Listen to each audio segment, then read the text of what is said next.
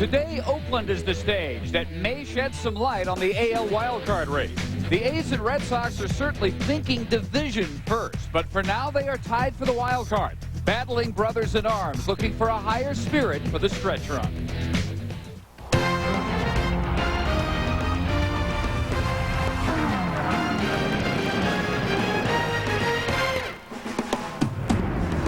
Welcome to ESPN Day Game. Could not ask for a better day for the fourth and final game of this series as the Boston Red Sox and the Oakland Athletics head-to-head, 69-51, tied for that wild card lead as they wrap up this series this afternoon at Network Associates Coliseum here in Oakland. Welcome, Dave Barnett, joined by Jeff Brantley. First two games of this series billed as the best offense in the league against the best pitchers. The pitchers of Oakland won, Tim Hudson and Barry Zito. Last night, though, the A's were not able to win behind Mark Mulder, and some of the Red Sox said that's the biggest win we've had all year. So now it comes down to Tim Wakefield for the Red Sox, trying to gain a split in those four games. Well, Wakefield is pitching today with that dancing knuckleball, and some believe that he could even be slotted in the number 2 spot behind Pedro Martinez. But when Pedro loses, it doesn't matter where you're slotted in the rotation, you've got to pick it up, and Wakefield is going to try to do the dance today in this last game of the series. No one will be more interested than his manager, and that's Grady Little, and he is with the third member of our crew, Gary Miller. It's the best. You got the best hitting team in your league. Last night, Eric Lowe with the base. Huge turning point in that series. Now you got Oakland in the finale. How big was that for you last night? Well, that was very big. That was a pivotal part in that ballgame. Confident. We'll get it right now, and that was a big factor. Oh, Seattle out here over the critical point in the season. We're getting measured right now, so we got to step up and get the job done. Okay, best of luck, Grady. Dave, back to you. All right, we apologize for the technical difficulties. We'll work on those. Now Omar Garcia-Parra working on some autograph hounds right before our first pitch from Oakland coming up.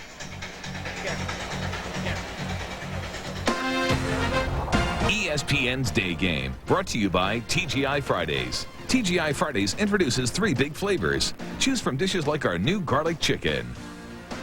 Coach, I'll race my dog. I'll race any dog. I'll race your dog. Pick the animal, I'll race it and beat it. I'll race you, your cousin, your auntie, your mom, your dad, your nephew, your nieces, whoever. You name somebody, and I'll race them. I'll race an All-American, All-State, world-class athlete. Point them out to me. I'll race Lance Armstrong on his bike, 100 meters, 200 meters. Anybody, anywhere, anytime. Put him next to me.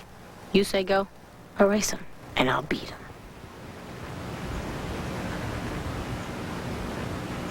It's a story. It takes focus, determination, innovative technology.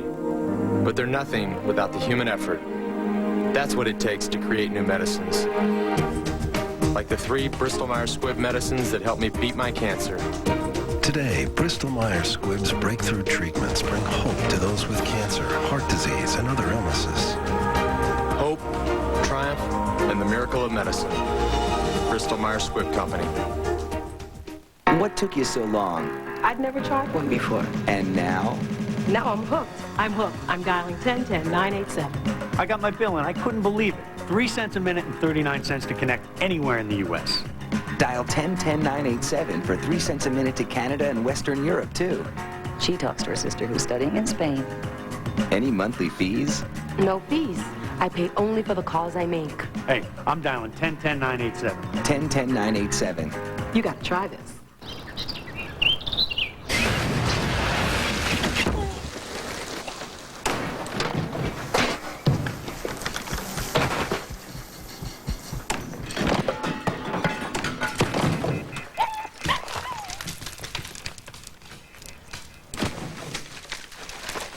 Introducing the Power Mac G5, the world's fastest, most powerful personal computer. The power is in your hands. The Wagner Wide Shot Power Painter. Professional results in about 1/3 of the time. The one and only Wagner Power Painter. For guys who like to run wide open. Back in Oakland, Such a nice day. You almost feel guilty, don't you? Almost. We get to be at a ball game, and we will hear coming up on the inside pitch from the master of the knuckleball, maybe a dying art. Tim Wakefield will tell us some of his secrets, and maybe one of that group will get to ask our Baseball 101 question. Jeff Brantley, Brady Little's Red Sox lineup will feature Johnny Damon again, the former A center fielder at the top of the order. Career year for Bill Miller. Nomar hitting third. Manny Ramirez hitting fourth. And then Ortiz, Millar, Mirabelli gets to catch the knuckler today. Trot Nixon, Damian Jackson.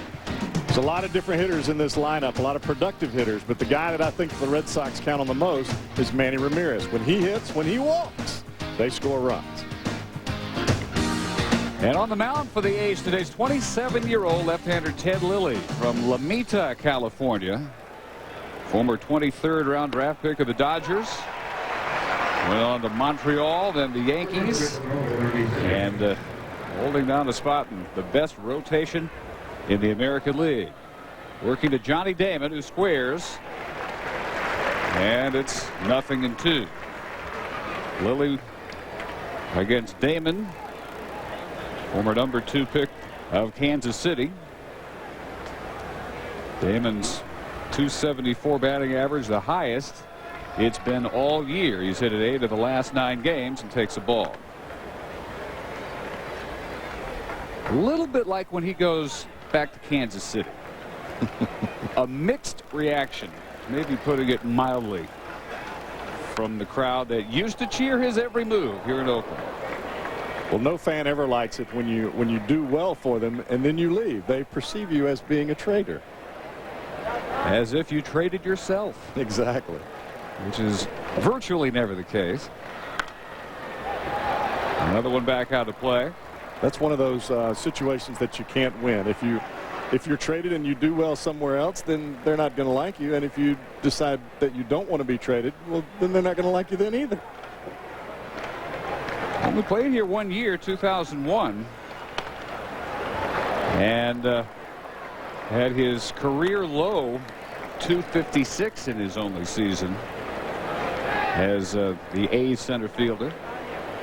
But he really brought about a change in that team's fortune that year. 34 and 38 before he became the full-time center fielder. 68 and 22 after. That spot manned today by Eric Burns. Damon making Lilly throw quite a few pitches. 4 straight fouled off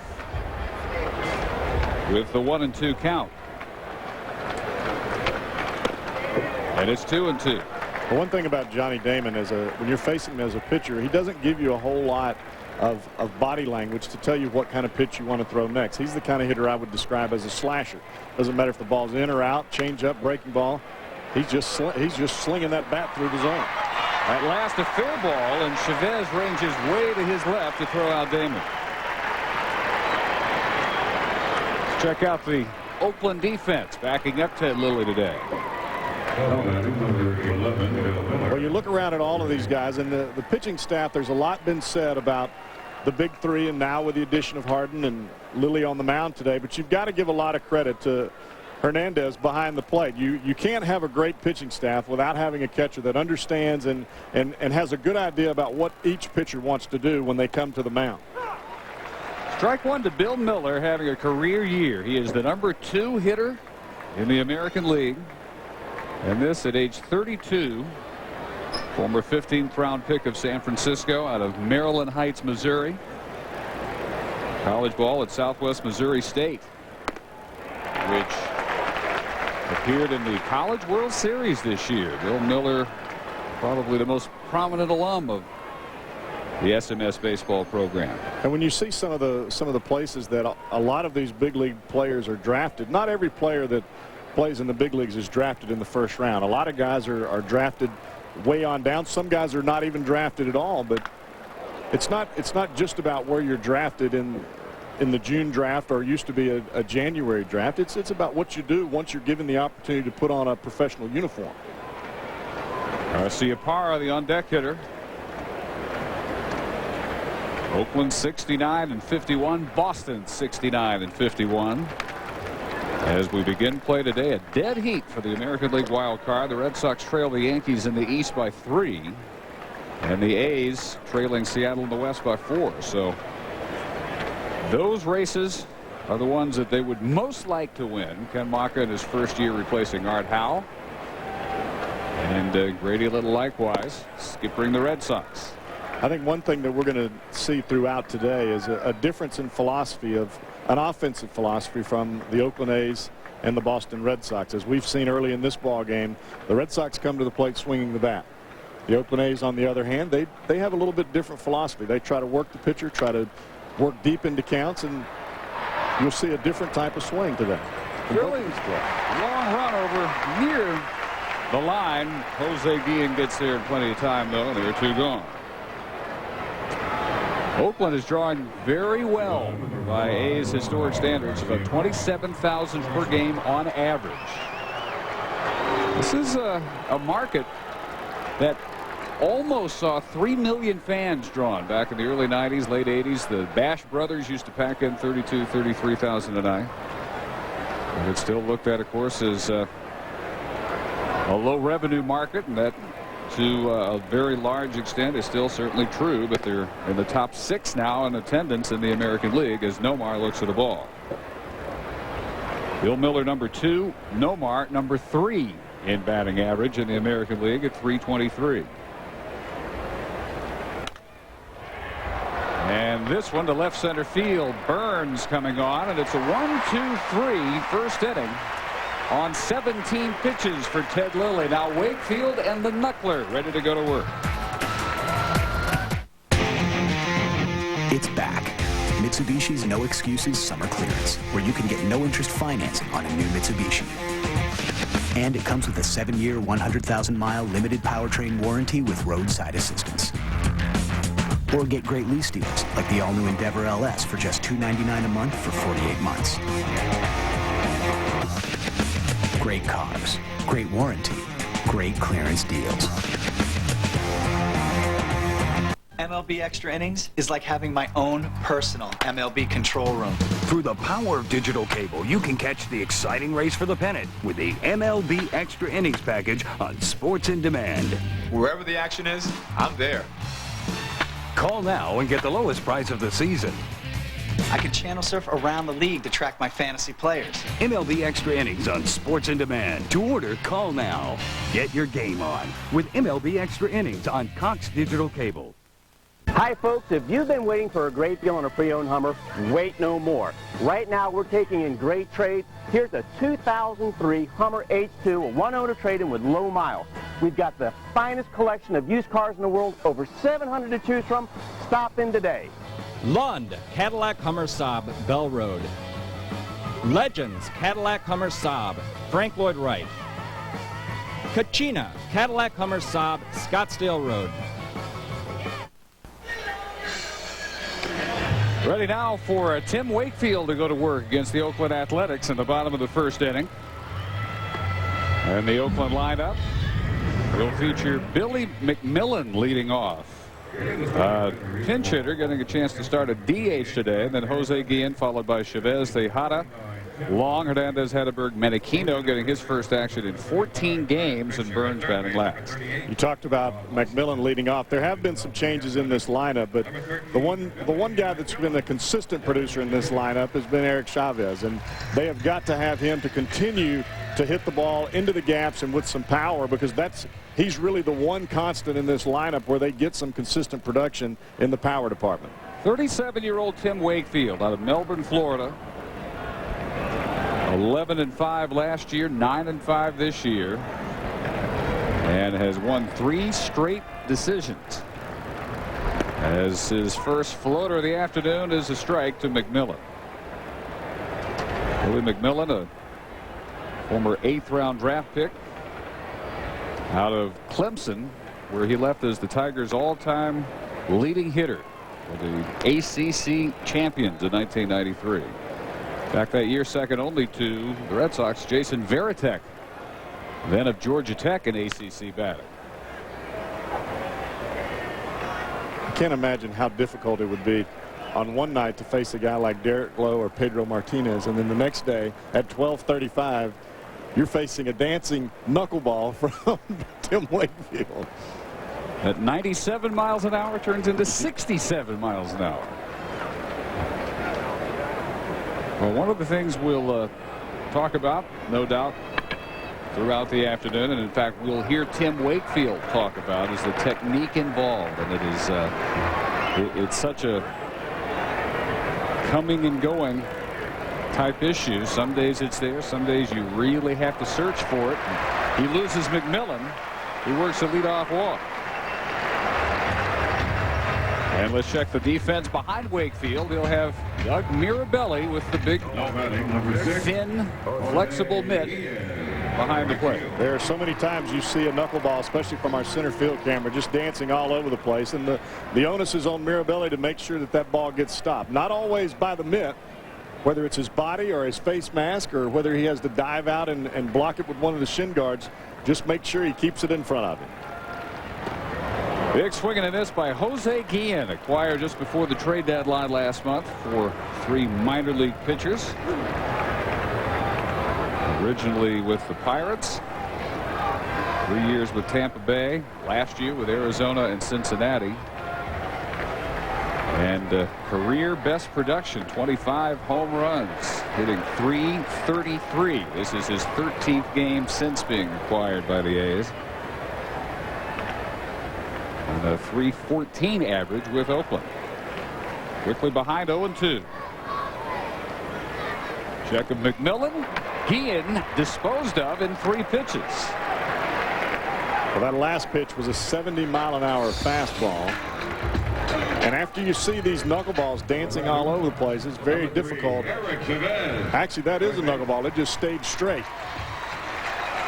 We talked to Wakefield. He's talking about how he tries to make the ball do different things. That ball just stayed up, stayed straight. You're expecting it to drop out of the sky, and it just, you swing right under it. Now Eric Chavez, 10th pick of the '96 draft, a 2-time high school All-America, Mount Carmel High School in California. And the winner last year of the AL Silver Slugger Award, best hitting third baseman, as well as the best fielding third baseman. He won his 2nd straight Gold Glove. Oakland specializes philosophically in the on-base percentage, right? They build their entire attack around that. That's why it's odd to see them having another very solid year without excelling in on-base percentage. In fact, they're 12th in the American League in that at just .322, and they don't have a single player in the top 10 in getting on base this year. Well, talking to some of their guys, the philosophy is that you're trying to work the starting pitcher to make him throw more pitches so you can get him out of the ball game earlier and get to that transition phase where every bullpen is the weakest, which is in their middle relief. And if you can get the starter out of the game early by taking pitches or fouling off pitches, then you can put the other team on the defensive. Well, 2 walks now here in the first. Wakefield losing Chavez on 4 pitches. Still have yet to put a ball in play, but they've got 2 on 1 out for the reigning American League MVP, Miguel Tejada, who has weathered a very slow start this year following up the MVP season. But since the All-Star break, starting to look like himself, hitting .314. That knuckleball there just sailed away from him. It almost looked like a cut fastball. You saw the reaction from Tejada. Raises his eyebrows like, what was that? Huge cut at that one as it dips away, a ball and a strike.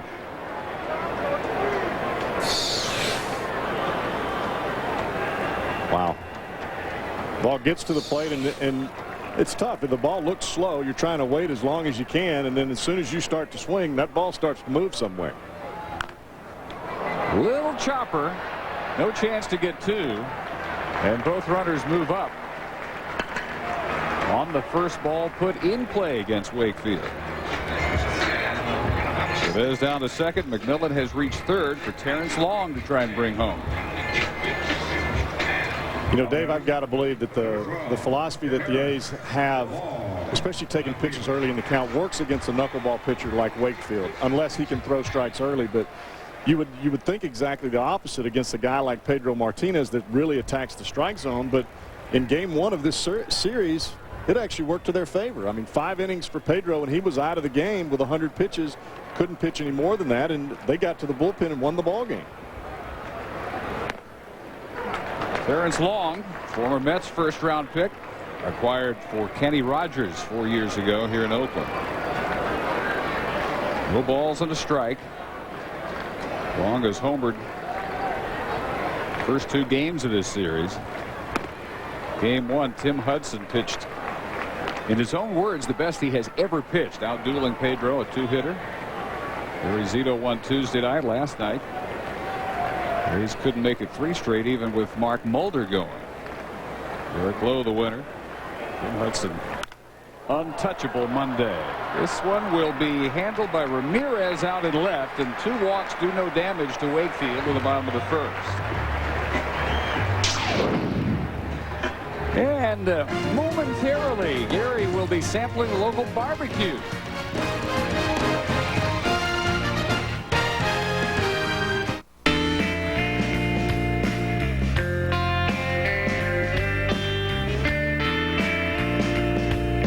Westin Modern Luxury Weekend. Book by August 15th. Visit Westin.com. All over America, people are throwing out their cable boxes and switching to DirecTV. That's because right now, when you call this toll-free number, you can get a free 2-room DirecTV system with professional installation. You heard right. Get a DirecTV system with standard professional installation, a $250 value when you call Prime TV now. With cable, you can pay upwards of $45 or more each and every month for basic channels and still don't always get your favorites. Like do-it-yourself and food channels. If you're lucky, maybe your local cable company will offer them. But with DirecTV service, they're already here, including the best DirecTV programming. With access to over 225 available channels featuring the best premium movie channels like HBO and Cinemax, Showtime, Even Stars, Sports Pack, and favorites like NFL Sunday Ticket, with your choice of nearly every NFL game on Sundays throughout the regular season. Family programming, music choice, and DirecTV pay-per-view movies and events. Plus, you get access to your top local channels, all at a price that's a whole lot less than cable. With DirecTV service, you get digital quality pictures that make you feel like you're right in the middle of the action. And digital quality sound featuring state-of-the-art DVD quality. And now get 4 months free of DirecTV's best programming package, Total Choice Premier with local channels. That's right, you get over 225 channels free for 4 months, a $350 value when you call now. Knock it off up there. Call now for your new DirecTV system. Just pick up the phone and call 1-800-825-1853 for your DirecTV system now. That's 1-800-825-1853. Offer ends September 30th, 2003. Call now. Second inning now. Manny Ramirez looks at a strike from Ted Lilly. He'll be followed by the DH, David Ortiz, and then Kevin Millar. Ramirez, drafted by the Indians out of George Washington High School in the Bronx. Last year, amazing production despite the fact he missed 39 games with a fractured left index finger. Still managed to lead the American League at 349, 5th best, 312 coming into play today. You can see where Burns shades him way to the right, and they give him left center to shoot at. Lilly strikes him out looking on 3 pitches. And let's check in with Gary Miller if he can speak. Well, yeah, he's between bites. Go ahead, Gary. Hey, David, Jeff. I'm down here with Antoine Thompson, who is the chef extraordinaire here at the Barbecue Terrace. This is the best seat in the house on a glorious day. Antoine, tell me about the operation here. The operation is basically mainly for parties, a party between 70 and 50 people who rent it out. And we have the best place here, and they know it, so they come down. We have the food ready for them, like, you know, barbecue burgers, barbecue hot dogs, barbecue sausages, whatever they require, you know, and I make it to the best of my abilities for them just to make them happy. Now, you're only a foot over the outfield wall. Have any balls ever come in this grill? Yes, they land in the grill a lot. I have a few balls at home with the grill markings on them. You know, when whoever player hits it, he comes over here and signs it for the automatically. Okay, you got anything for me? Yeah, I have a veggie burger here for you. I have a regular beef burger for you. I have some Polish sausages that I grilled with a little bit of my purity sauce. Okay. And I have special sauce, guys. We'll let you know how it is. Here you go right here. Okay, Jeff would like cheese and chili. I'm going to go with mustard, lettuce, and tomato, please. 1-2 to Ortiz. Lily, yeah, that's what I was afraid of when we first went to Gary. He might be in mid-bite. So Gary always gets the food. He always gets the food. And it never seems to make its way up here, does it? You have to work on that. That Sox being kept off balance by Lily. Retired the first 4. Seeming to have a difficult time picking it up. Every ballpark has its own little niche of specialty products, and I can guarantee you every fan that comes in here, they know what they like and where they can get it. I don't know if we're going to dislodge Gary from the best seat in the house up there. Maybe the last we see or hear from him today. Can't blame him. Ortiz, originally with the Mariners. Boston as a free agent in January. Breaking ball just missing. Kevin Kelly calling the balls and strikes today. It's 3-2. You can see Ted Liddy starting to walk towards first base, expecting to get this call. That's just a little bit out. I'd like to have it, though. Ortiz hitting just .214 against left-handed pitching, but he works a walk and is the first base runner allowed by Ted Lilly today. Tomorrow night, here on ESPN, 10 Eastern, 7 Pacific, these same Red Sox, Nomar, Manny and company, looking to stay alive in the American League postseason race. They'll visit Ichiro and the Seattle Mariners. Friday Night Baseball, ESPN 10 Eastern. For more, you can log on to ESPN.com. Jeff Suppan scheduled to go against Jamie Moyer. This is definitely a tough 14-game stretch for the Boston Red Sox, playing here in Oakland, having to go to Seattle, and then when they get back home, they've got 7 games in the reverse. They've got 3 against Oakland, and they've got 4 more against Boston, or against Seattle. Kevin Millar, interesting story, signed by Florida out of the Independent Northern League. St. Paul Saints, undrafted out of Lamar University in Beaumont, Texas. One of those stories where family ties played a big part in Kevin getting a shot. Sam Hughes, who was an opposing player for Louisiana Tech, also happened to be the son of Marlins scout Gary Hughes. He recommended that a Northern League scout take a look at Kevin Millar. So he played 1 year at St. Paul. Marlins bought him for all of $3,000. And 5 years later, Kevin Millar was in the major leagues. Well, there was a lot of trading and finagling going on with Theo Epstein, trying to make sure that Millar stayed on this ball club during the wintertime. And you can see Millar, he's a different character now, and you can see him wearing, it looks like he's wearing sunglasses while he's hitting, and all that's doing is trying to keep the glare out of his eyes so he doesn't have to squint so much as the pitches come to the plate. Kevin will turn 32 next month. He's already tied his career high 20 home runs. One of 5 Red Sox hitters already at 20 homers. And that's tied a club record. Just missing again. 3-2.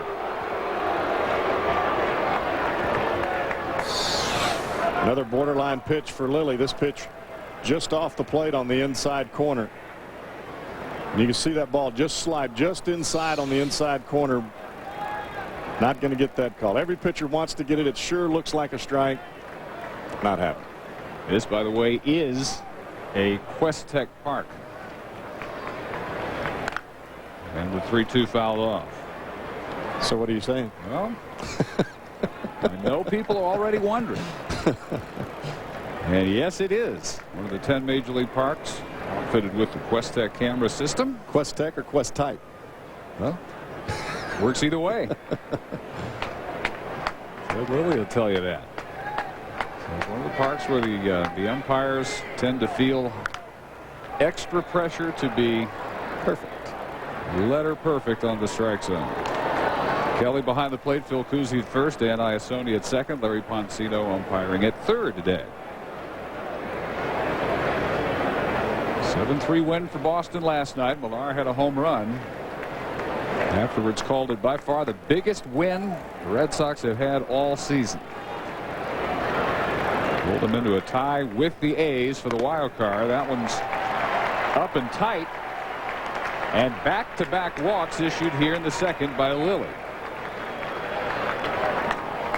I think Menachino's coming in to talk with Ted Lilly just to give him a little bit of reassurance. Hey, forget about what's going on behind the plate.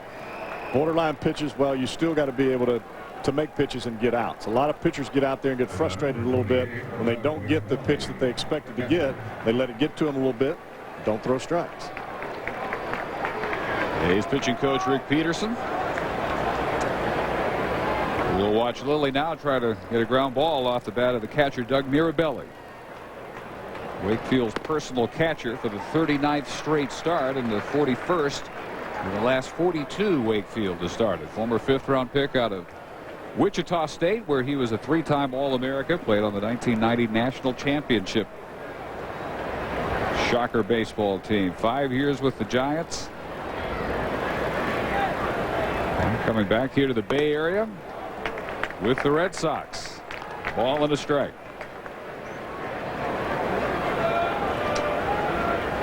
The Red Sox have the benefit of having two really good catchers that you don't lose too much when you put both of these guys in the ball game. Both Mirabelli and Varitek. Varitek probably the better offensive catcher, but both of them really good behind the plate. I don't know of any pitcher on this staff that wouldn't want to throw to either one of them at any given time.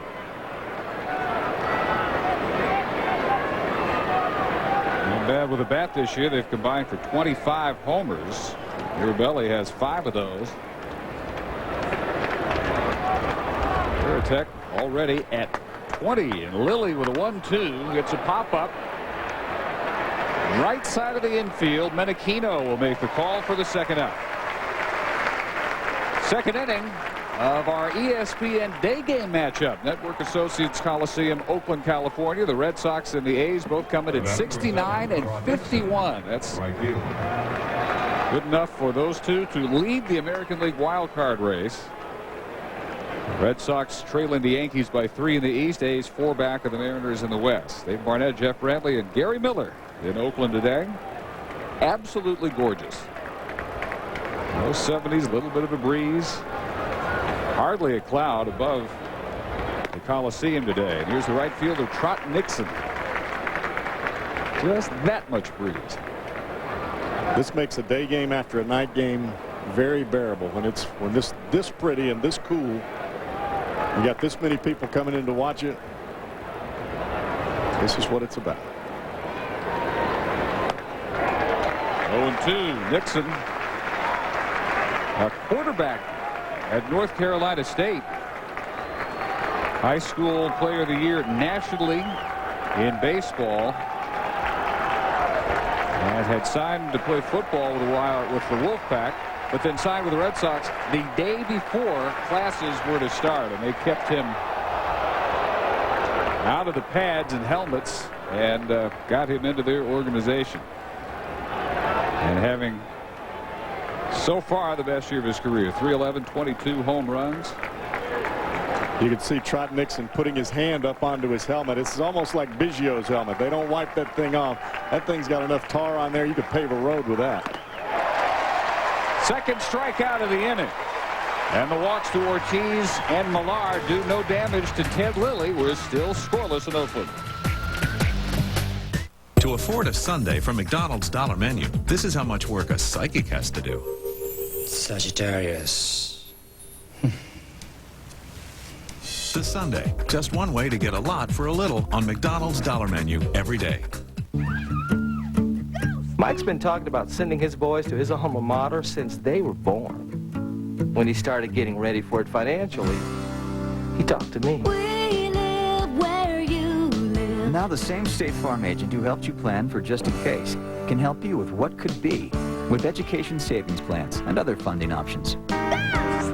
For help with banking, insurance, and investing, talk to your agent today. Like a good neighbor, State Farm is there. Hey, well, what should I do with this one? I just throw it in the back. Hey, fragile doesn't mean throw my stuff in the back. Fragile means you be extra careful or something could get broken, if you know what I mean. Got something to say? Grab a chisel tip Sharpie. Available in 8 bold colors. I said throw it in the back. Yeah. Sharpie. Right out loud. Time to get to work. It's Monday morning. If you haven't left yet, traffic is backed up on the 10. Taking a look at the 405.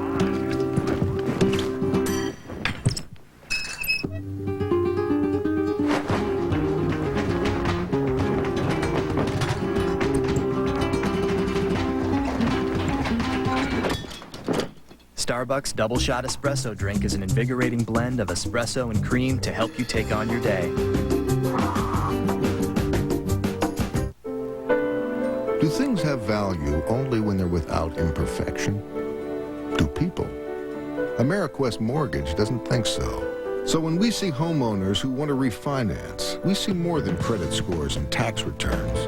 We see you.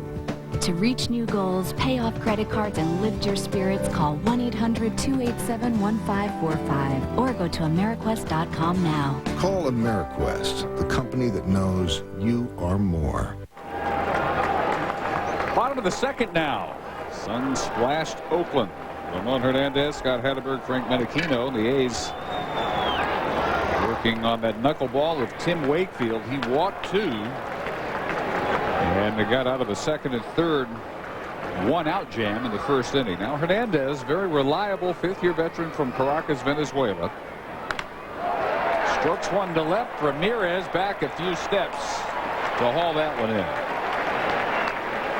This wild card race in the American League figures to make next month really entertaining. You have the A's and Boston right now to dead heat. You have the White Sox and Twins looming. Of course, those two also in that Central Division race. Probably a better chance of them catching Kansas City for the division championship than catching either one of these two teams. Well, I've got to believe that you look at the Central Division in the American League, White Sox, Twins, and Kansas City, and then look at Seattle and Oakland out here on the West Coast in this American League West. This is going to be a great September. I think it's going to come down to if it's not the last few days, it may be at least the last week, especially with the schedules that we see that all of these clubs have got to play. Here's Hatteberg, the former Red Sox infielder. Came over last year, had a career year. Carried it right into the division series. He hit in all 5 postseason games against Minnesota, .500 for that series. Former 43rd overall selection out of Washington State for Boston. Up with the Sox from 95 through 2001. He says the transition out here has been very easy for him because the A's have the exact same hitting philosophy that he has always had. Well, he sees more pitches than virtually anybody in the game. I mean, very patient hitter, knows what he likes to swing at, and he's not gonna allow a pitcher to take control of his at bat. A little over 4.1 pitches per plate appearance. Last year, that was the 3rd most in the American League, and that's precisely what the A's have preached for years now. The 3-2 is slash foul.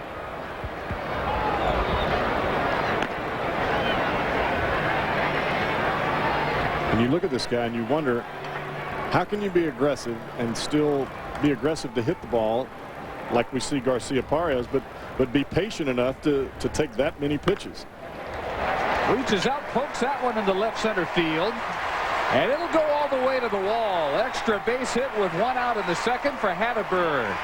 He works a typical methodical 7-pitch at bat and comes up with the first hit of the day. And earlier he told us about his hitting philosophy. I think the idea is to get enough of those guys that see a lot of those pitches, and you get that starter out of the game. And basically that's what we're trying to do. We're trying to work counts. We're trying to get his pitch count up. And some guys, that's the only way to beat him, like Pedro Martinez. If you can get him out of the game and maybe get into the bullpen, you got a chance. But if you're still staring him in the ninth, you don't have a lot of chances.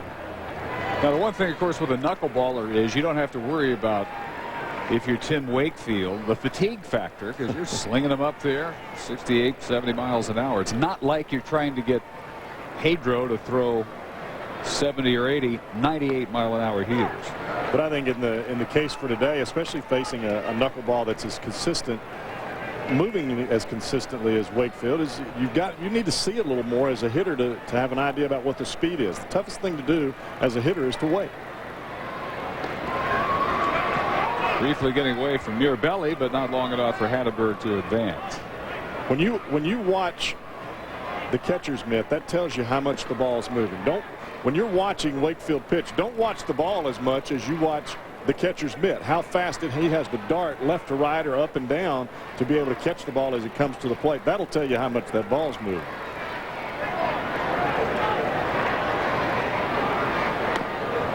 Three and one to Menachino, former 45th round pick with the White Sox out of Alabama.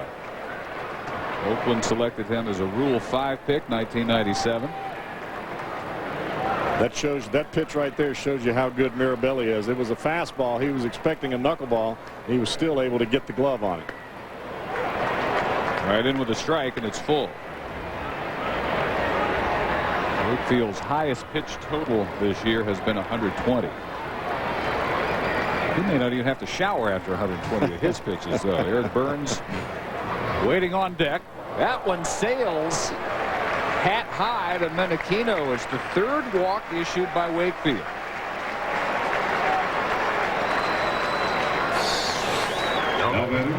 Number 22, Eric Burns, center field. Good news is you really have to work to get hit. Well, you see Menachino, he had to wait until the very last second to get out of the way. If that's a 95-mile-an-hour fastball, we're calling the paramedics.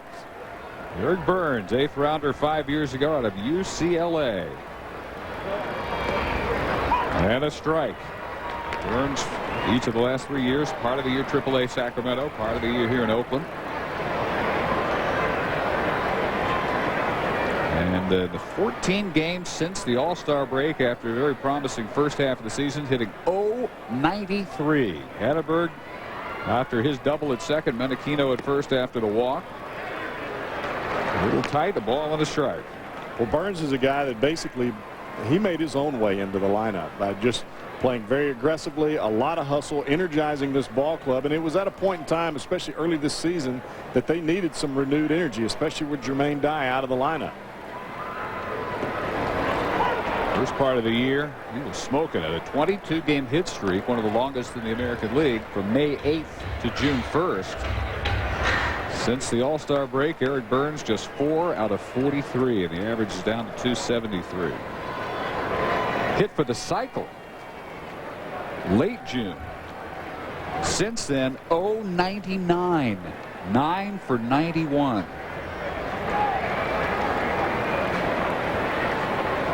Wakefield in charge, 1-2. High 2-2. Burns is a very aggressive guy. I think that he benefits from being able to come to the plate, see ball, and swing. And a lot of times when your philosophy as an offensive club is to wait out the pitcher, I don't know that it works to a guy like this, is to this advantage to a guy like Burns.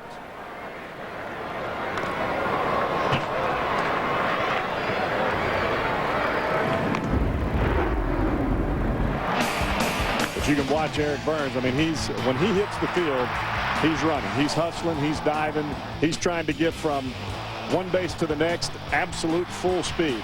We've seen him time and time again go and run and dive and run into the wall. And the folks in Oakland, I think they love to watch this kid play the game just because he's an energizer. Sky high to left field. Andy Ramirez has the second out. And just as the first inning, developed with the A's getting 2 on with 1 out. And then they couldn't get McMillan and Chavez to advance. And here in the second, still Hatteberg down at second and Menachino at first, as McMillan will hit for the second time. He led the game with a walk. Made it to third, but no further.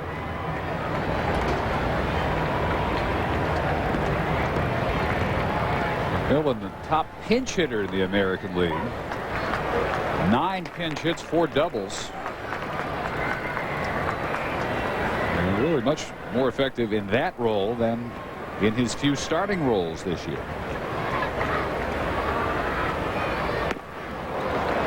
Not getting cheated. But in order to be effective as a pinch hitter, you've got to have some type of consistent ABs. It may only be 1 or 2 playing days during the week, but you've got the manager's got to get you out there to let you see the baseball. Otherwise, when you come into pinch hit, you're not going to be good. That one goes a long way toward the mezzanine. Well foul, though.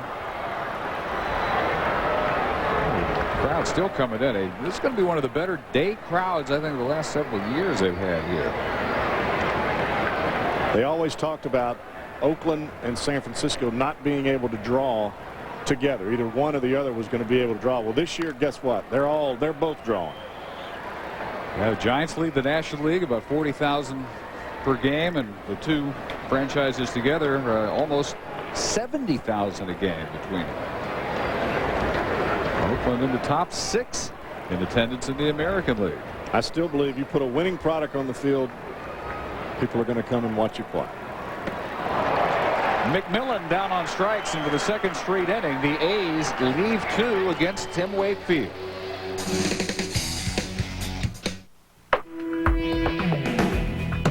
For all the bumps and bruises, for all the bells and whistles, this is the battery you need. New Die-Hard SUV truck and van. Designed specifically for the demands of today's SUV truck or van, it resists vibration with epoxy bonding and grid paneling, delivers startup dependability, and comes with a 3-year full replacement limited warranty.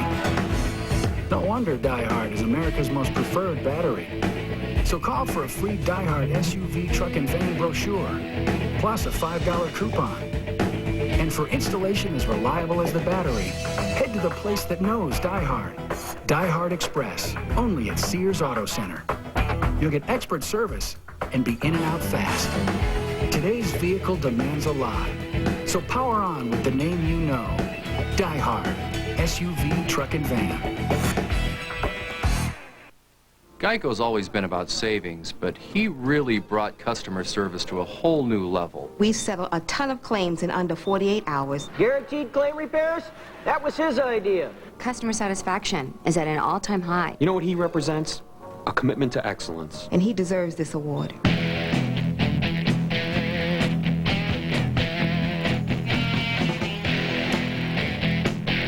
Geico. 15 minutes could save you 15% or more on car insurance. Hi, Chuck Dimmick here. When we say we've got the world's finest used cars, we're talking about vehicles just like this 2002 sedan DeVille, customized, just traded in by a retired Air Force officer with only 6,500 miles. Folks, he traded in for 0% financing. It's your chance. It's for pennies on the dollar. It's yours. Right here, 700 to choose from. Lund, Cadillac Hummer Saab, Bell Road. Legends, Cadillac Hummer Saab, Frank Lloyd Wright. Kachina, Cadillac Hummer Saab, Scottsdale Road.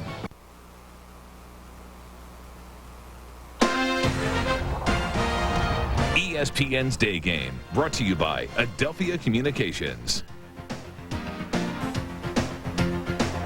Just make out the Bay Bridge, San Francisco in the distance. On to the third inning now. Number 9 hitter Damian Jackson goes after the first pitch and bloops it into short right field. Backing out is Menachino. Gary Miller, you must know somebody to get the seat you're in right now. Well, Dave, it's kind of hard to make out what's going on down there, but we're at the top of Mount Davis, the area they filled in for the football team. And now over my left shoulder, that's downtown Oakland. We're at the very top of the stadium, and if you look to my right, you just saw it there leading into our inning. That's San Francisco downtown. You saw the Bay Bridge leading in there. The Needle Point building, the Transamerica Tower, that's all just beyond the left field scoreboard here, as we're way on top of the stadium. The Euchre seat, I believe that's generally known as, where Gary is on the very top row of the upper deck, added when the Raiders moved back here from L.A. And this is where Gary is, way up here in the top of the stadium. You're right about having to know somebody. They just don't pretend that they know you when you get a seat up there. How big? I wonder how big the players look from up there. They must look like they're just minute. It's a good thing Gary's wearing yellow, or we would never spot him up there. Damon grounds out to Menachino. 2 gone in the 3rd. That's what Gary is looking at from that top row seat. Now, on a football game, I can understand, but baseball, you can't even tell what's going on. Not that bad a seat, actually, for football. I've got to be able to see the pitch. Well, good luck from up there. Yeah, no kidding. That's why nobody's up there. Bill Miller, fly to right his first trip. Number 2 hitter in the American League. This guy that you've been a fan of for a long time, and it's not that he wasn't known before, but I think he has redefined his capabilities this year. A lot of people have become aware of just how good a player he is. I've always loved just his tenacity and the way that he goes about playing the game, but being a switch hitter and the way that he swings the bat and combine that with his defensive prowess, this guy brings the whole package. And a great month of August. He seems to get better every month. 341 this month. I mean, he hits with power from both sides of the plate. It's kind of rare this day and age. His career high was 10 homers. He's got 14 with about a month and a half still to go. That one's hit well, left center, back on the track to haul it in is Burns. And robbing Bill Miller of extra bases. It's a 1-2-3 inning. Coming up on our inside pitch, Tim Wakefield on the art of the knuckler. It takes focus, determination, innovative technology. But they're nothing without the human effort. That's what it takes to create new medicines. Like the 3 Bristol-Myers Squibb medicines that helped me beat my cancer. Today, Bristol-Myers Squibb's breakthrough treatments bring hope to those with cancer, heart disease, and other illnesses. Hope, triumph, and the miracle of medicine.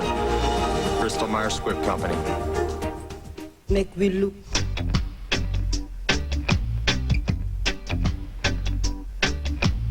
See that? Mm-hmm. That's 51 years old. 51 years old, and it can run a 508 mile.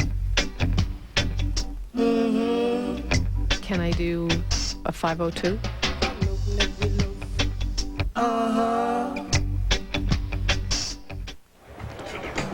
Tim Wakefield now with our inside pitch, the art of the knuckleball. If you're going to tell a kid how to throw a knuckleball, how are you going to tell him to hold it? Well, first of all, I just show him the grip, which is done. I hope put 2 fingers inside the horseshoe, hold it with my thumb and my ring finger. And when you let it go, you kind of let it go with your thumb and the ring finger and then guide it out with these 2 fingers. And the whole objective is basically to throw it without any spin. And that's what gets the most movement out of it. I try not to hold any seams because I feel like when I throw it, if any of my fingers are on the seam, it's going to catch and it's going to tumble out of my hand. That's one thing I don't want to do. I just try to make it move. Certain situations, depending on the game, I may try to make one move away from a left-hander or make one go down as quick as possible. I like to change speeds with it. Obviously, pitching is trying to mess with the timing of the hitter, and I try to make 3 pitches out of 1 pitch by throwing a normal one and maybe taking a little bit off or adding a little bit onto one. My first key is to try to throw the ball without any spin, and then I try to make adjustments after that. And I think the biggest key is if my catcher's having a hard time catching it, then I know it's moving pretty good. That one moves right down below Jose Guillen's bat as Wakefield goes to work against Guillen, Chavez, and Tejada here in the 3rd inning. Did you ever mess around with a knuckleball at any point in your career? I think every kid that has picked up a baseball has messed around with throwing a knuckleball.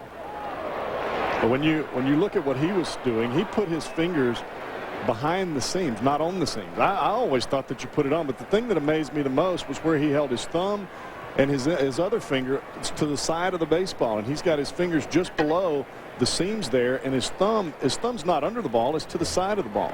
And I think what that keeps him from doing is actually thumping his fingers out for no spin.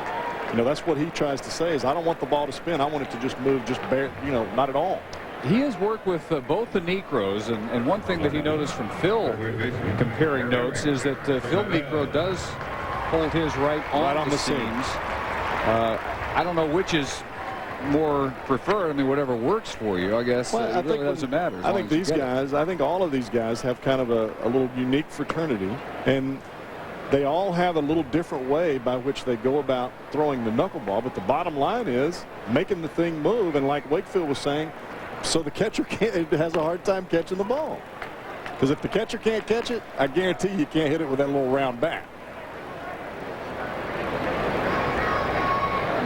Chavez walked his first trip on 4 pitches.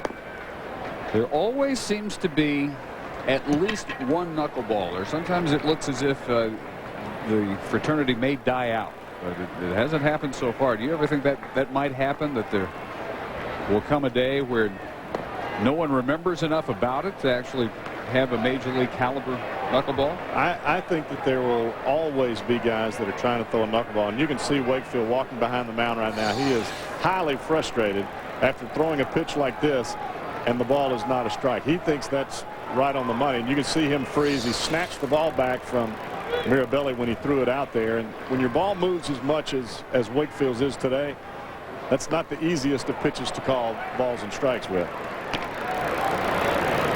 That one he gets is almost identical to the previous pitch. The bad part about throwing a knuckleball is when the catcher can't catch it and the hitter can't hit it, it's tough for an umpire to call it. Chavez comes up with the base hit down the left field line with 1 out here in the 3rd. He's aboard for Tejada. Tomorrow, the 2003 Little League World Series gets underway with 3 games out in Williamsport. First at 3 Eastern on ESPN2, Talmadge, Ohio against Saugus, Massachusetts. And then on ESPN2, Curaçao against Tokyo, Japan at 5 Eastern. Finally on ESPN at 7 Eastern, it's Boynton, Florida taking on Richland, Washington. Always fun to watch, the Little League World Series. Here's Tejada. He bounced to the mound his first time. Bottom of the 3rd inning, 1 out and 1 on in a 0-0 game. You talked about earlier when we were talking before, Chavez got that hit. That will the knuckleball become extinct? I think every big league pitcher somewhere along the line in his career, you hurt your arm or you lose your fastball, that's the first place you go. Well hit, hooking down the left field line. And foul. Boy, but the distance was never a question. A little too far out in front of this one. You could see that pitch. It was up in Tejada's eyes, but it was actually close to his face. He gets his hands inside that ball really well. And Tejada will tell you he really likes to drive that bottom hand to the baseball. That's where he gets his power from. Out in front again, and it's a ball and 2 strikes. Miguel Tejada signed by Juan Marichal as a 17-year-old, 1993, out of the Dominican Republic.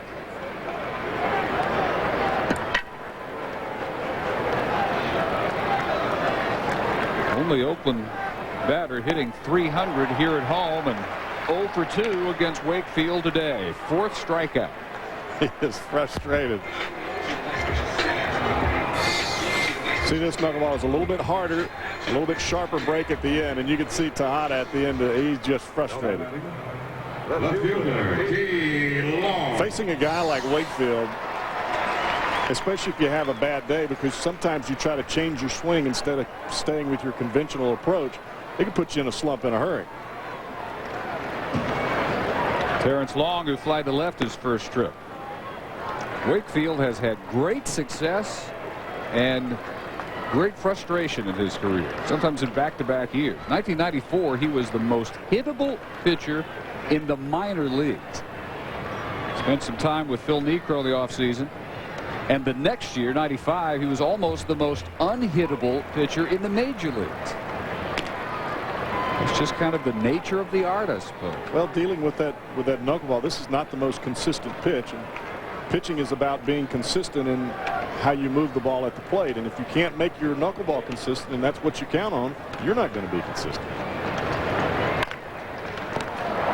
Nice stop. Hard hit ball. Millar has it. And the one-out single by Chavez. All the A's manage here in the third. We're still scoreless.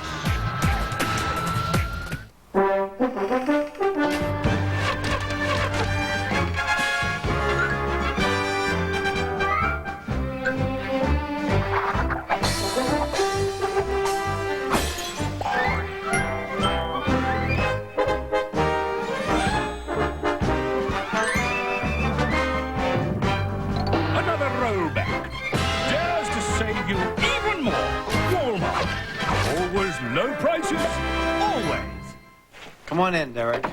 I thought we'd discuss this thing and have it all worked out. You're our starting shortstop. How can you possibly afford to spend 2 nights dancing, 2 nights eating out, and 3 nights just carousing with your friends? Oh. If you want to enjoy the New York nightlife, bring your Visa card, because Orso, Cheetah, and the Broome Street Bar don't take American Express. Visa, it's everywhere you want to be.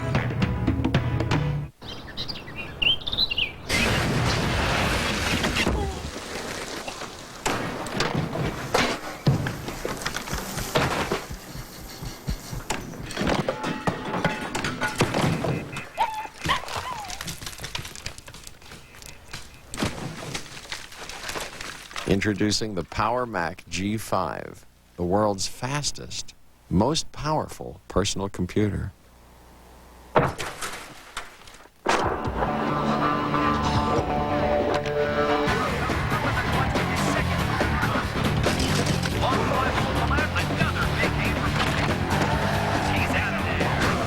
I've made a lot of news on the baseball diamond, but if you want to find out about this diamond, you've got to go talk to your doctor. Ready to try Viagra for the first time? See your doctor and find out if our free sample's right for you. My doctor says it's right for me. That's why I stay with it. For more information, go to Viagra.com. Coming up on SportsCenter, baseball's trade deadline busts and blowouts. Who will break through in the wild card races? Plus the Raiders' super secrets to success. SportsCenter right after the game.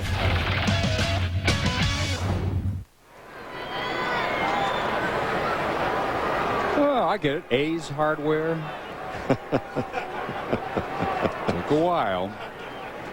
Nomar. Manny Ramirez, David Ortiz in the 4th inning. A's have managed only back-to-back walks in the 2nd off Ted Lilly by Ortiz and Millar. Garciaparra fly to center his first trip. You have the contrast of Hatterberg, who will generally see more pitches than anybody. Nomar quite the opposite, goes right after the first thing he likes. Long, able to run that one down and left. Well, that's the part about if you have a team-wide philosophy. Let's say you have a guy like Nomar Garciaparra who likes to swing at the first pitch. What are you going to tell him? Take it? Can't do that. Seen 7 pitches. His first 2 at-bats total, and is flat out twice. Get an approach that wins you an American League batting title that you can hit 370 with. It's probably the right approach for you. I think everybody's different. It doesn't matter what position you play in the game. You can't clone players. If you try to clone players, you're not going to be successful. Manny Ramirez steaming toward his 8th 300 season, his 8th 30 home run season, and who knows, he's got a month and a half, maybe his 4th 40 homer season. Right now 8th in the American League with 27. Tied for 6th, 84 driven in. 1-2. Ted Lilly, from the very first pitch, has really exuded the feeling of being in control out there. The biggest thing is he's been able to throw strikes. He's only had a couple of times where he's put guys on, and he's done that after he's gotten frustrated with a call that he felt like should have been a strike earlier in the count.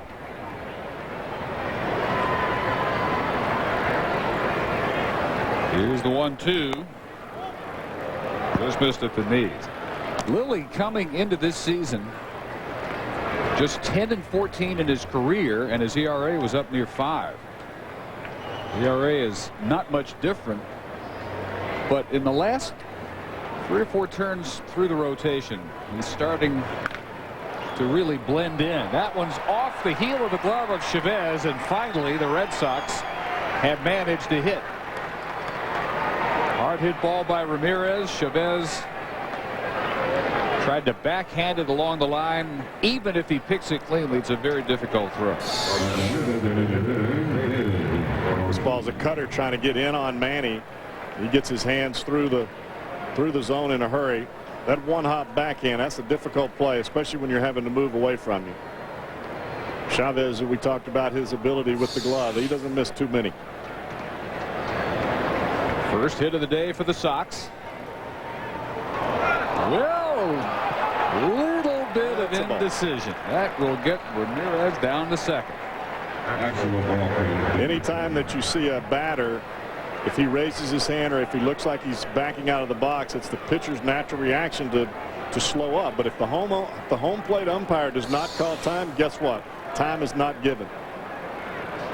Although in this case, what did you see Ortiz do that threw Lilly off so much? I think it had to be something that Lilly was thinking about before he let the ball go. He had to see something in either Ortiz or Ramon Hernandez that made him stop, because he didn't stumble on the mound. It wasn't because his foot got caught.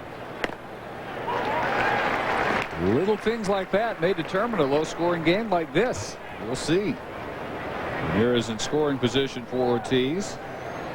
Well, you talked about Lilly pitching better as of late. I think a lot of that has to do with the fact that they've got another number 4 in Harden, and he's pitched very well. It turns up the heat on a guy like Ted Lilly. There's only so many spots in that rotation.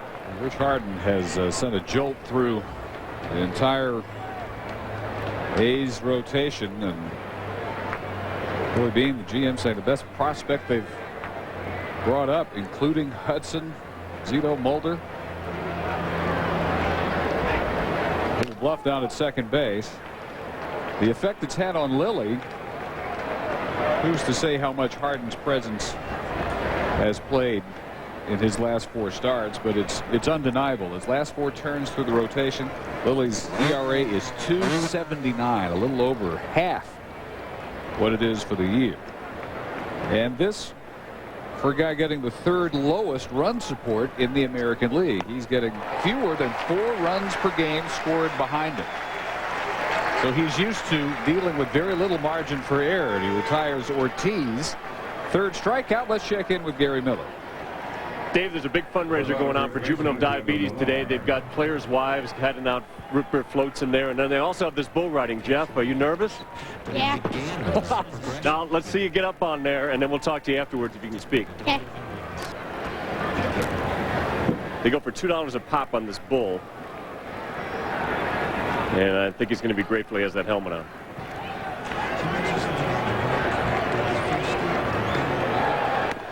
There goes the runner down to 3rd, and making it easily with a head-first slide is Manny Ramirez.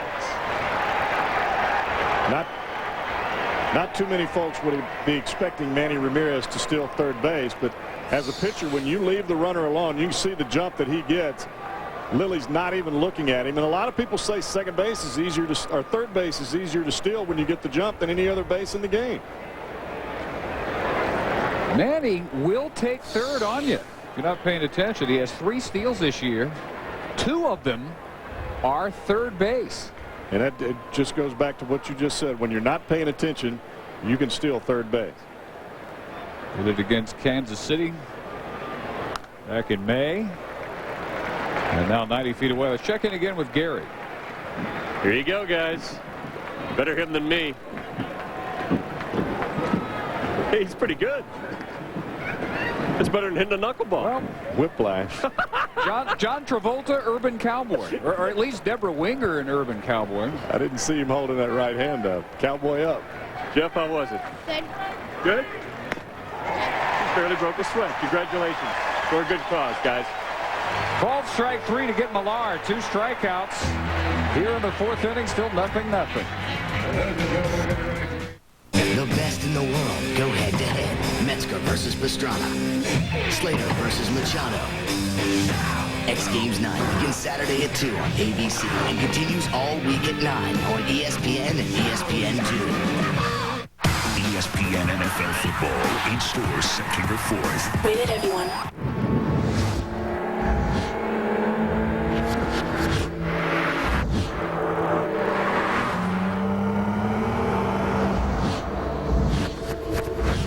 The car of your dreams is waiting. The Infiniti G35, the G35 Coupe, and the FX, the SUV the New York Times said manages to steal Porsche's thunder. Visit Infiniti's limited engagement sales event. But hurry, with special APR financing on select models, the car of your dreams could be gone. One team. Who the hell are you? One mission. Their job's to keep us safe. Stop any threat. Nobody finds out. Got a problem with that? No, sir. Threat Matrix. Thursdays this fall on ABC.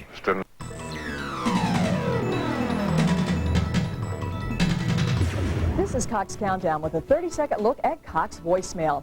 There are times when you just can't afford to miss a phone call, and with Cox voicemail, you don't have to. It takes messages while you're on the phone, away from it, or when you just can't reach it in time. Cox voicemail isn't an answering machine, so there's no equipment to break down, and you can check your messages from any touch-tone phone. Cox voicemail is just another way we're making Cox communications better for you. It's golf's final major of the year. Player of the Year honors are on the line. The drama builds with every missed putt. Can you believe that? Don't miss Tiger Woods battle the best players in the world at Oak Hill Country Club for the PGA Championship. Come on. Coverage begins Thursday, August 14th at 1 on TNT. Tune in to TNT, Cox Cable Channel 26 to watch the 2003 PGA Championship in Rochester, New York. Bottom of the 4th now, still scoreless. You know, young Jeff did a commendable job on that bull. I want to see Gary Miller tackle it now. Especially after that barbecue. Sure. See who's the real cowboy on this announced team. Ramon Hernandez, strike 1. By the way, I have to do this. I have to take issue with your nickname. You're Cowboy. You've been known as Cowboy since Cincinnati. For a while, yes, that is correct. Dribbler handled by Wakefield. Here's the deal, okay? You're from Alabama, right. You live in Mississippi.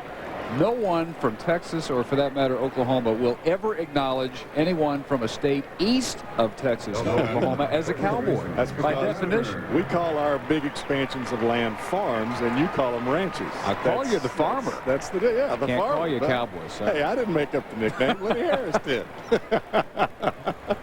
Well, if Gary won't go down on the bull, you're dismissed for an inning or two. Okay. You can earn that nickname back. That'd be all I need. After back surgery, get down there and blow the rest of my body out. If 14 years of the big leagues wasn't enough. Well, the offer is open for the rest of the day. The mood should strike you. One of the better knuckleballs we've seen from Wakefield. Floats in for a strike. Starts about, helmet high, ends up knee high to Hatteberg. He has still the only extra base hit for the A's, a one-out double in the 2nd. The only other hit was a one-out single by Chavez in the 3rd. That one stays up around the bill of the helmet. It's 3-1.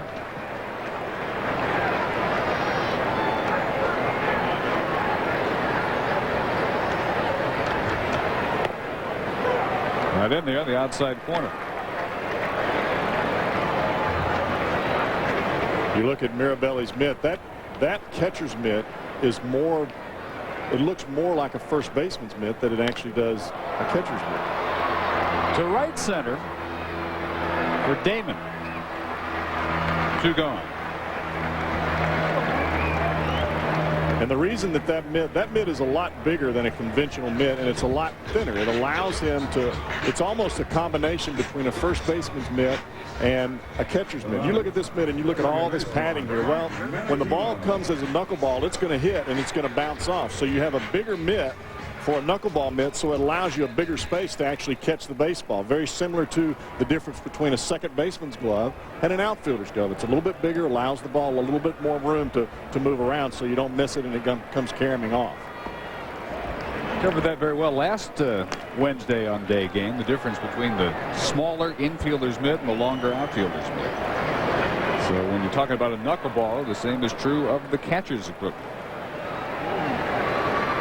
As we were talking about earlier, it's that last couple of inches that ball moves is very difficult for Doug Mirabelli, but he does a great job at it, and that mitt aids him in catching the baseball, especially those little darting movements at the end of the pitch. 2-0 to Menachino. Marty Aronoff remembers that before Paul Richards, you were catching a knuckleballer, you just had to make do with a regular mitt. And Richards had Hoyt Wilhelm in his heyday at Baltimore, and he had the brainstorm. Let's make the catcher's mitt more flexible and bigger and not just use the same old thing you'd use to catch a 95-mile-an-hour fastball. Well, the mitt that you have now that most catchers use is padded extra for those high-powered fastballs. You don't need that when the guy's throwing a 62-mile-an-hour knuckleball. Menachino retired on the chopper to Miller. A 1-2-3 4th inning for Wakefield. 0-0 in Oakland. Let's say this is you. Yeah, you're the king. But being the king isn't always easy. So when you're with Allstate, you'll have over 50,000 professionals to help protect you. From claims adjusters who can help you fix a broken castle, to emergency assistants to ride to your rescue, to lawyers that go to court with you if you need them. And your Allstate agent who knows the moves to help you. Helping you, the king, feel protected. Just one more way you're in good hands with Allstate. Hey, where are you off to? Some conference in Cleveland. Oh yeah, who with? With Cooper. Cooper.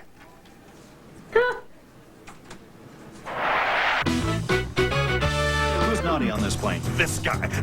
How much do you make? Drink. Because it's not as much as I make, I'll tell you that much right now. Sort by shortest flights. Another way Expedia makes it easy to find the trip you're looking for. Expedia.com. The Reebok Classic Leather Clip. Thanks for the hookup. No problem, man. Spread the word. Oh, I got that covered. I put the word out. You heard about them low-top Reeboks? Son, you gotta see what I just copped. Yo, meet me up the block at the sneaker spot. Come on, classic leather clips. Now these the kicks you wanna get. Yo, trust me, this is where it is. It get no hotter and they hook you up proper down in Foot Locker. The word is out. Yo, just got the word, man. Reebok Classic Leather Clip. Always classic, always at Foot Locker. Make tonight a Sonic night where everything is perfectly peachy. Peach sundaes, slushes, shakes, and our peach cream slush. Our icy cold summertime treat made with real peaches. Sonic nights. So many choices, so little summer.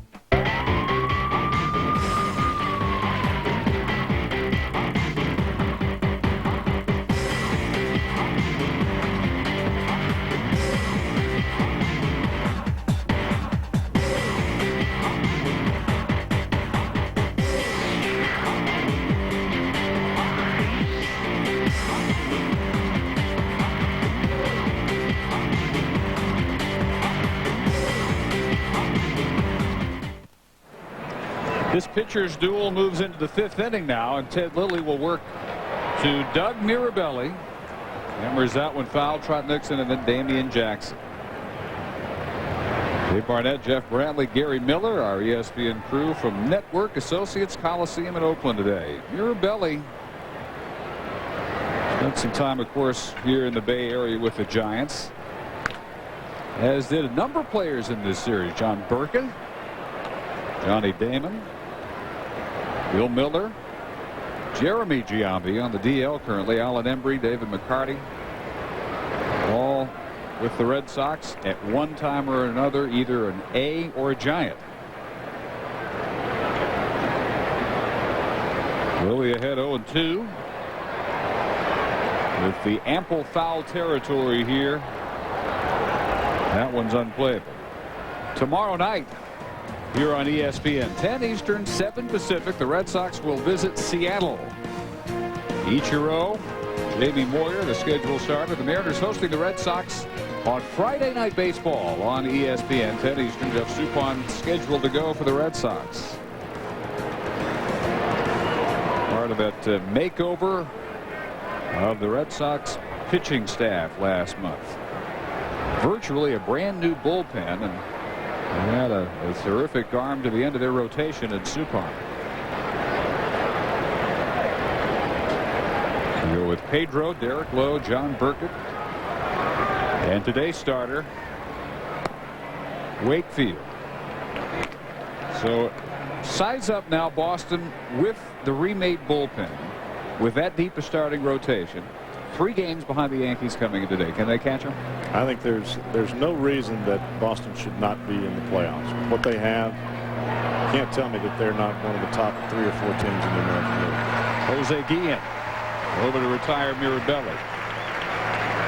Thing is, somebody's going to miss out on this game of musical chairs in the American League. You have the Yankees by 3. Every year now, I think this is 6 straight years. The AL East has looked exactly that way, 1 through 5 in the standings. 69 and 51 also for Oakland. Boston and Oakland tied for the wild card. Trot Nixon now takes a strike. He struck out his first trip.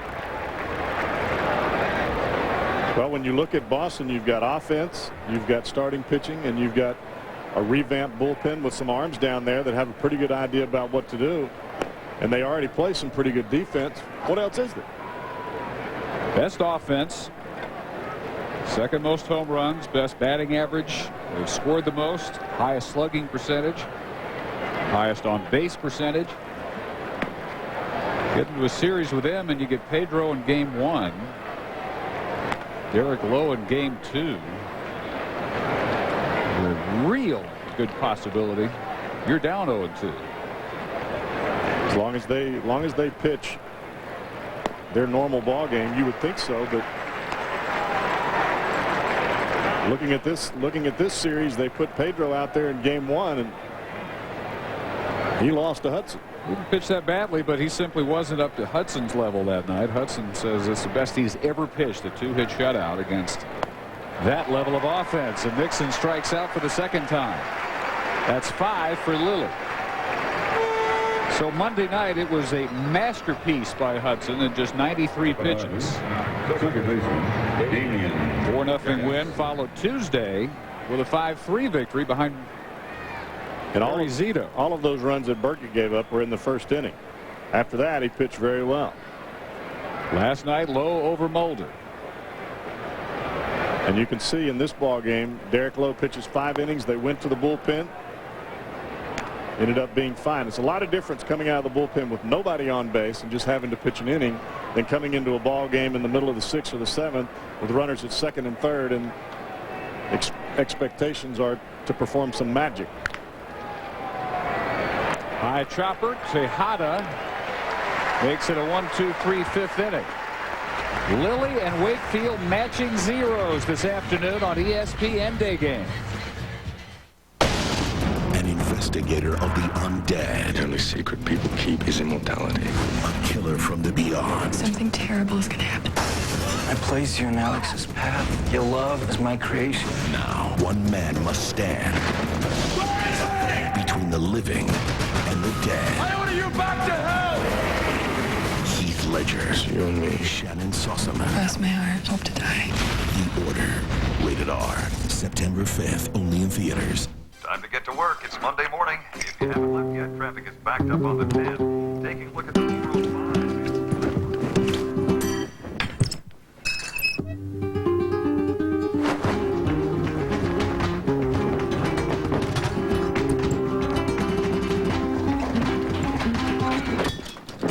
Starbucks Double Shot Espresso drink is an invigorating blend of espresso and cream to help you take on your day. How do you describe a playmaker? He's the guy who always come up with the big play. Moves you can't touch. Dodging guys left, right, bouncing off tacklers, spinning, changing direction on the dime, finds that little bit of daylight, and then boom, boom, boom, he's gone. Off like a rocket. Into high gear, baby. Heading for the end zone. See ya. Only to be caught right before the goal line. Madden NFL 2004, now with exclusive playmaker control. Rated E for everyone. EA Sports. It's in the game. I was on a 300-minute wireless plan. Some months I'd be under by 100. Did I get to pay less? No. Did I get to keep those minutes? No. But if I went over, slammed with a bill almost twice as high. Frustrating? Yeah. Only Cingular lets you roll over unused anytime minutes so you avoid paying overages months you talk more. They're your minutes. Keep them. Cingular has rollover on national plans and your choice of cool phones. I call it they're my minutes, I'm keeping them plan. Come in to find out how Cingular fits you best. A's half of the fifth now. 0-1-0 Boston, 0-2-0 Oakland. Aaron Burns flied to left. He'll be followed by the top of the order, Billy McMillan, and then Jose Guillen. The A's try to solve the knuckleball of Tim Wakefield. They have managed just a double by Hatteberg and a single by Eric Chavez so far. Wakefield with 4 strikeouts.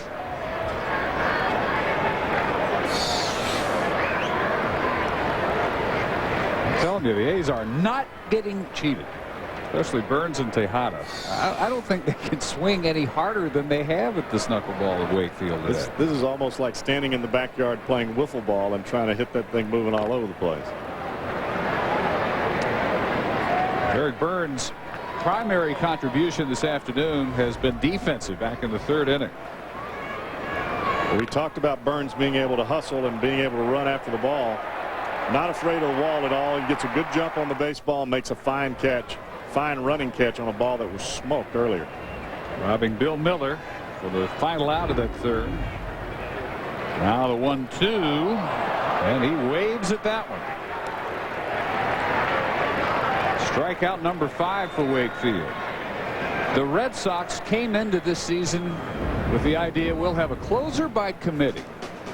Well, now they have a completely different look in their bullpen. Scott Sauerbeck coming over from the Pirates. Scott Williamson from the Reds.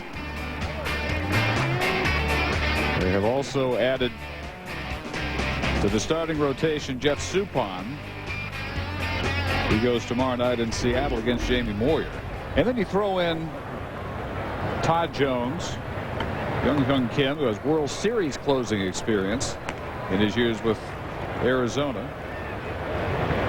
It's Todd Jones. So there are a lot of different faces in that bullpen. But the guy that I think makes the most difference for him is Sauerbeck, because he's a guy that every single time he's in the ball game, it's usually as a specialty left-hander, and he gets left-handers out with some great consistency. This bullpen over the last 18 1/3 innings combining for a 186 earned run average. Last night an inning each, Sauerbeck, Williamson, Timlin, and Kim. With the struggles the Yankees have had with their bullpen, do you give the edge to Boston now? I do now, because I think that where the weakness in the bullpen shows up is in the transition period between starter and either setup guy or closer. And that 6th and 7th inning, I think that's where the weaknesses show up in the bullpen, and I believe Boston has addressed that. Solid starters, much improved bullpen. Can they avoid the fade that's hit each of the last 3 years? Boston in the first half, the last 3 years, 146 wins, 110 losses, 36 games of better than 500. But in the second half, a game below 500, 114 and 115 the last 3 second halves. So finding that bit of recent history. And we saw a shot of Grady Little in the Red Sox dugout. It's a little different for him now that he's actually got some weapons in the bullpen that he can use without fear of the game just getting a blowout. And that's part of the transition I think that Grady is making, is knowing that he can go to these guys earlier in the ball game than what he could at the beginning of the season. He's got some guys with some experience. He's got some guys that can get the job done.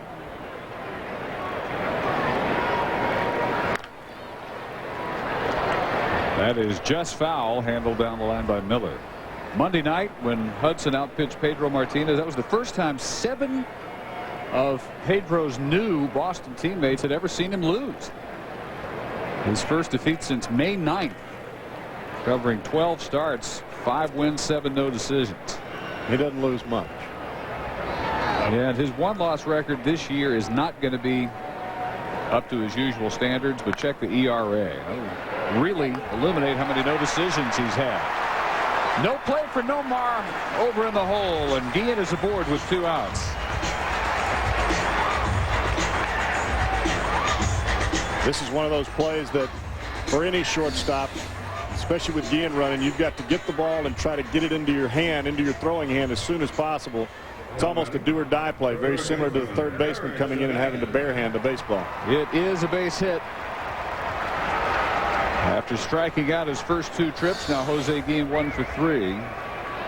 Before that, all 9 pitches Guillen had seen were strikes. This one hit well toward the corner, and it is fair. Guillen will be held at third on a double by Chavez. Second and third, 2 outs here in the 5th inning. And the MVP making his way to the plate.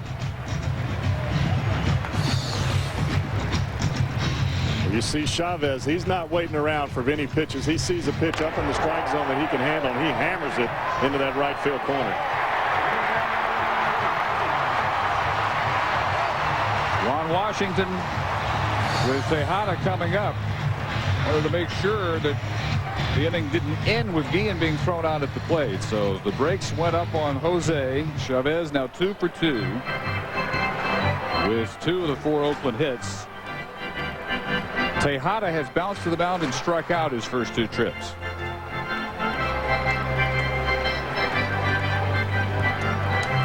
We're at Network Associates Coliseum on a gorgeous Thursday afternoon here in Oakland. 0-0 game. Ted Lilly and Tim Wakefield matching shutouts. A 1-hitter so far thrown by Lilly. It was a 2-hitter until this inning, being thrown by Wakefield. We got the first 2 batters here in the 5th, and then Guillen reaches on the infield single in the hole. Chavez with that ringing double into the corner and right. And here's Tejada, who looks at a strike. And I know Grady Little came out to ask Wakefield and Mirabelli which hitter do they feel more comfortable facing. But the situation is, this is not a conventional situation because you've got Wakefield on the mound. If you pitch around Tejada, you run the risk of walking long with the knuckleball. Well, 0-2. Miguel has homered 3 times in his career in 30 at-bats against Wakefield. 2 men on, Guillen and Chavez with 2 outs.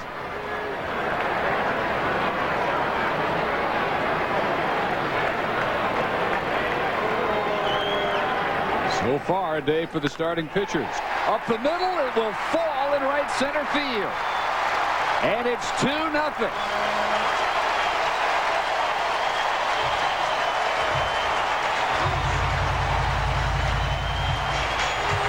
And Jeff, unlike his first couple of at-bats, Tejada swinging this time well within himself. It looked like Tejada shortened up just a little bit, and rightfully so with 2 strikes. This ball stays up in the strike zone a little bit for Wakefield, and Tejada just basically just guides it right out into center field. We saw a couple of swings early from him, really trying to come out of his shoes. This ball he just slaps right back up the middle. On an 0-2 pitch. Guillen made this inning possible with that infield single, also on an 0-2 pitch. And the shutout for Wakefield lasts 4 2/3. Terrence Long 0 for 2.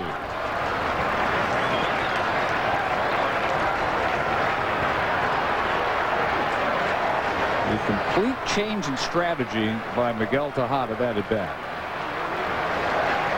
And that's really what you want your number 4 hole hitter in the lineup to do, is be there to drive in runs when the situation presents itself. There goes Tejada down to second without a throw.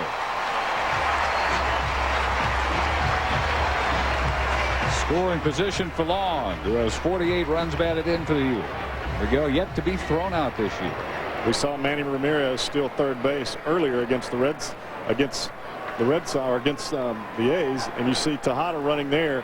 Very difficult for Mirabelli to be able to get something, get a throw to second base with that knuckleball coming in there so slowly. Tejada last night 3 for 3 after a 7-game slump, 4 for 26.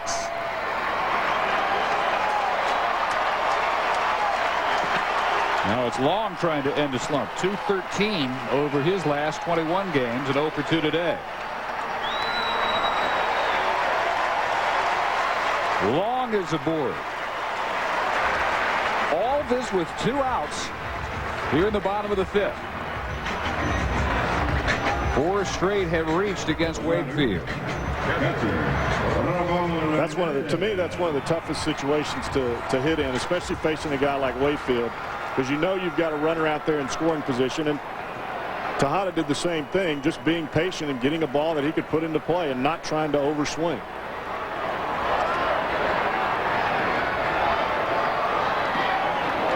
So first and second for Ramon Hernandez, who's 0 for 2. And another slumping Oakland hitter, 203 over his last 37 games, dropping down to 254 for the year. And against Wakefield, 4 for 14 now lifetime with 2 homers.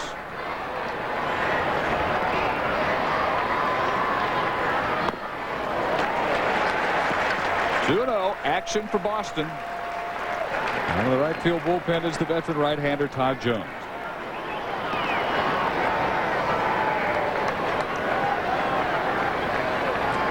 Oakland, the best home team in the American League, 42-19. And yet Tuesday was the first time in over a month since June 24th that Ken Macher's team would have had a playoff berth if the season had ended that day.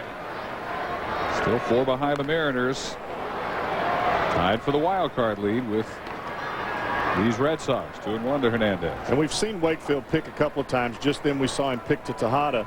He holds the ball in his glove when he's getting his sign, so that tells me that he can get that knuckleball grip pretty easily without having to move it around too much in his glove, because when he came set, he spun and threw the ball to second base trying to pick off Tejada. A lot of guys, especially guys that throw split fingers, they've got to set that ball early before they pitch it. It really seems to have lost the feel of it. Struck out Burns, got McMillan to bounce to first, and then the infield single by Guillen, a double hit hard into the right field corner by Chavez. Tejada, the 2-run single. Long walks, Hatterberg on deck. 3 balls and a strike to Ramon Hernandez. Now 3-2. I think the whole key for Wakefield is being able to throw that knuckleball for a strike early in the count, because if you can get a batter thinking, okay, he can throw this knuckleball for a strike, I've got to swing, well, then a hitter's going to expand his strike zone a little bit.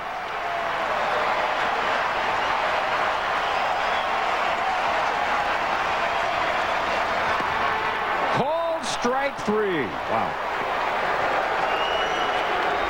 But the A's break through with a pair here in the 5th inning. They lead 2-0, and we will hear from Vida Blue when we come back. 68, 69, 5 minutes. 5:02, 5:03.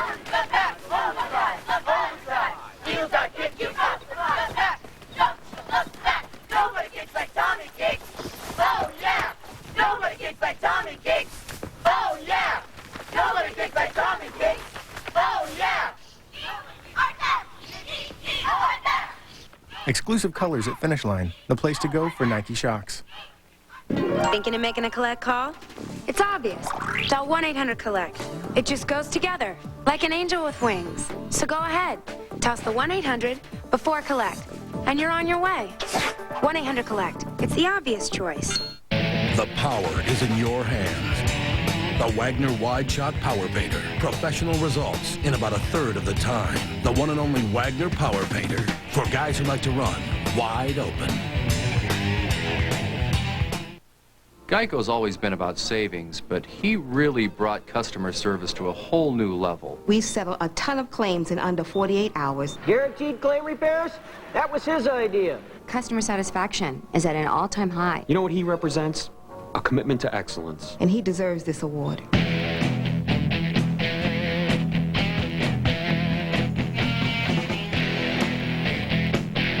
Geico. 15 minutes could save you 15% or more on car insurance. These little cards can be your best friend or your worst nightmare. If you make minimum payments to clear up $10,000 in credit card debt, it could take you 33 years and you'd pay over $16,000 in interest alone. Kimberly Credit Counseling is a nonprofit debt consolidation service with over a decade of experience. Our counselors will work with your creditors to reduce or even eliminate those high interest rates and fees. Help is only a phone call away. Call Kimberly Credit today. ESPN's Day Game, brought to you by Finish Line, the place to go for Nike Shocks. On the bay, we're not too far away from those boats.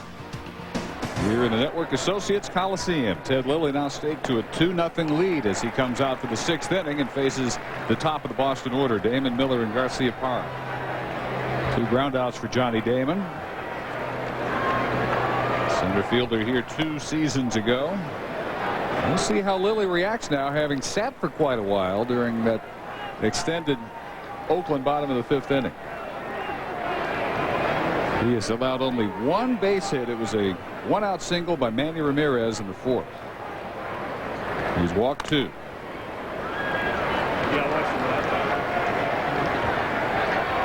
Let's see that swing there from Johnny Damon. Anytime that you take a swing like that, you're definitely looking for a pitch that's away from you. Lilly got that pitch up and in, and all Johnny was trying to do was just fight it off.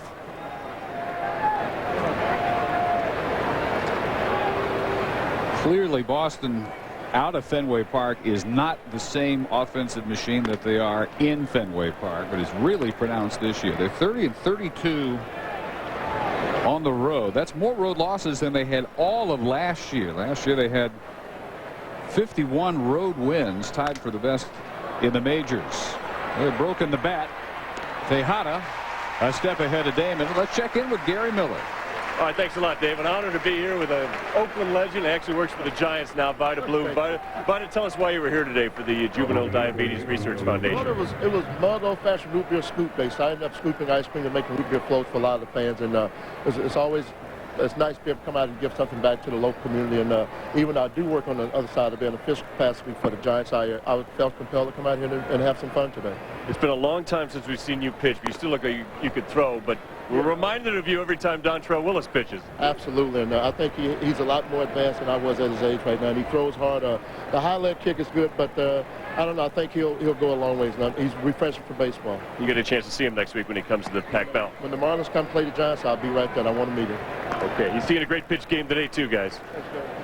Dontrell Willis from Alameda, too far from where Vida Blue was such a great story in the early 70s, especially. Now, Vida Blue says that Dontrell Willis is more advanced than he was at that age. Vida Blue is the youngest opening day starting pitcher in the history of the franchise. 21 when he started 1971 opening day. That's a pretty good compliment.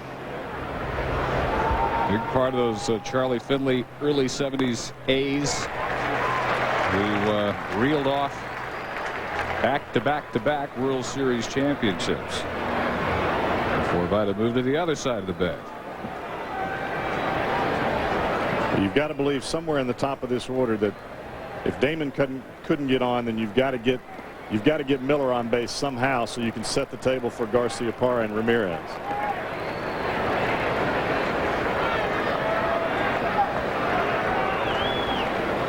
Omar has flied out twice.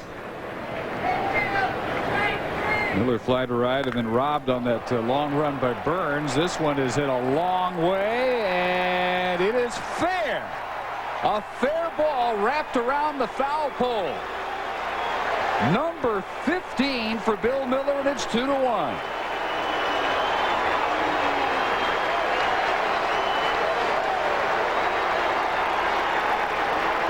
So only the second hit allowed by Ted Lilly.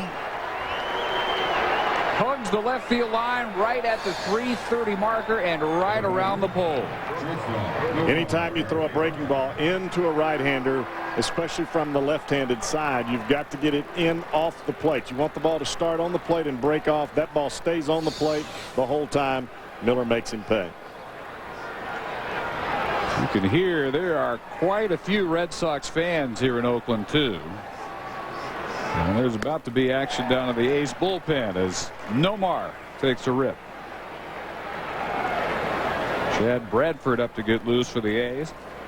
You can see Garcia-Parra going through his regular motions every time right before he gets ready to swing and step into the box.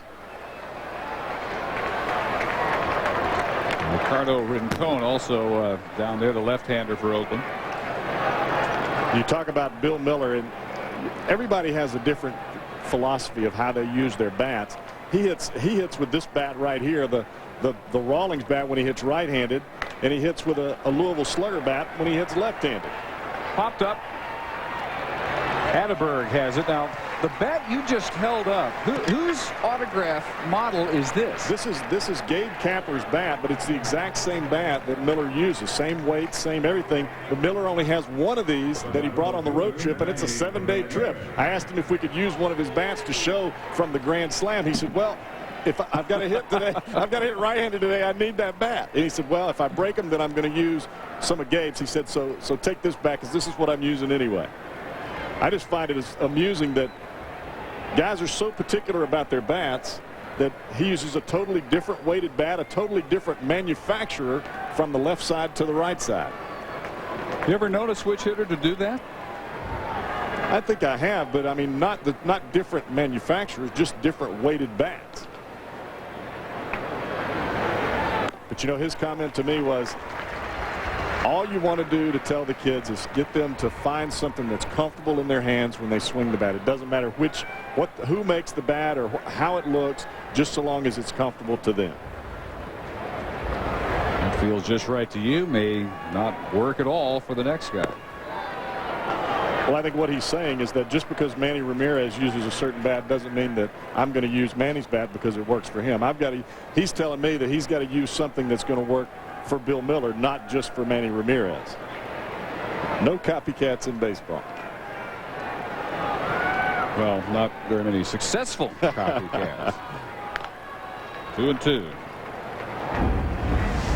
Big part of Bill Miller's career year. July 29th, ballpark in Arlington, grand slam. He wasn't done yet, though. Both sides of the plate in the same game. Grand slams. You could say, yeah, but it was against the Ranger pitchers. Well, it's still both sides of the plate grand slams. If it's in T-ball, it's impressive. The thing about it is to be able to get up to the plate with the bases loaded from both sides in one game. Off the fists, and a diving effort by Long. He can't hang on. And Ramirez is aboard to keep the inning going with 2 outs. First blush, I thought there's no way Long even had this much of a shot at making the play. Comes very close. Well, he does come close. The thing that he does there is he keeps that ball in front of him. If that gets by him, Manny Ramirez is standing on second, maybe even third base.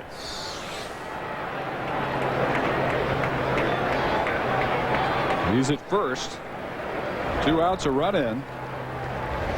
Miller's 15th home run of the year. Rick Peterson, the pitching coach.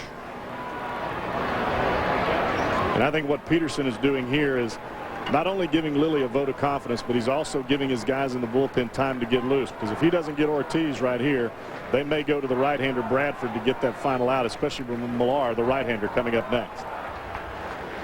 Tomorrow, the 2003 Little League World Series will get underway. We'll have 3 games beginning at 3 Eastern on ESPN2. Talmadge, Ohio against Saugus, Massachusetts.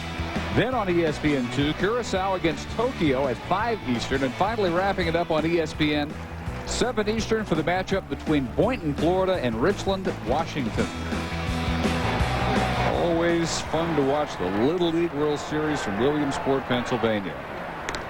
So Lilly will work to David Ortiz. He's walked him and struck him out. Ortiz, one of those Red Sox hitters, well into double figures in home runs. 16 and counting. 60 runs batted in. On kind of an odd streak at the moment. Of his last 14 base hits, 12 of them have been for extra base hits. But just 2 for his last 22 over 6+ games, including today. He pops this one up. Long run toward the line, Guillen, but he'll get there and end the 6th inning. But Bill Miller has the Red Sox on the board at last against Ted Little. Bay Area literary giant Jack London. Yes, other than the Coliseum, Jack London Square would be the best known section of the city of Oakland. Tim Wakefield now trailing 2-1, bottom of the 6th inning, bottom third of the order, Hatterberg, Menachino, and Burns. If you'll watch Wakefield when he winds up, he never really gets past this backside there. Just gets his knee straight up, getting the ball to the plate. And when you're throwing a knuckleball like that, you don't want to get that rear back like you see a lot of other pitchers do, really loading up on that backside. All he's trying to do is keep his body in control and just get that knuckleball out in front so he can float it up to the plate. He told us yesterday he doesn't care about the velocity of the pitch. The only thing he worries about is trying to not have any spin on the baseball, and the best way to do that is keeping his body under control. 2-2 to Hatterberg. Seeing a lot of pitches, as we explained earlier, is always his goal. 17 pitches. On his 18th of the day, he will bounce to Millar at first. Hatterberg is double down 3 trips.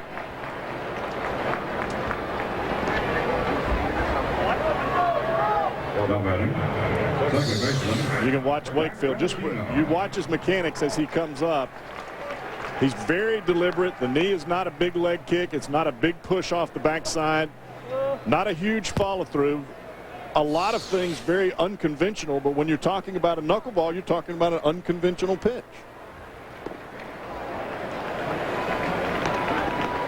Tim Wakefield's a little on the unconventional side in some other areas too. He's the part-time Red Sox team barber. Player rep.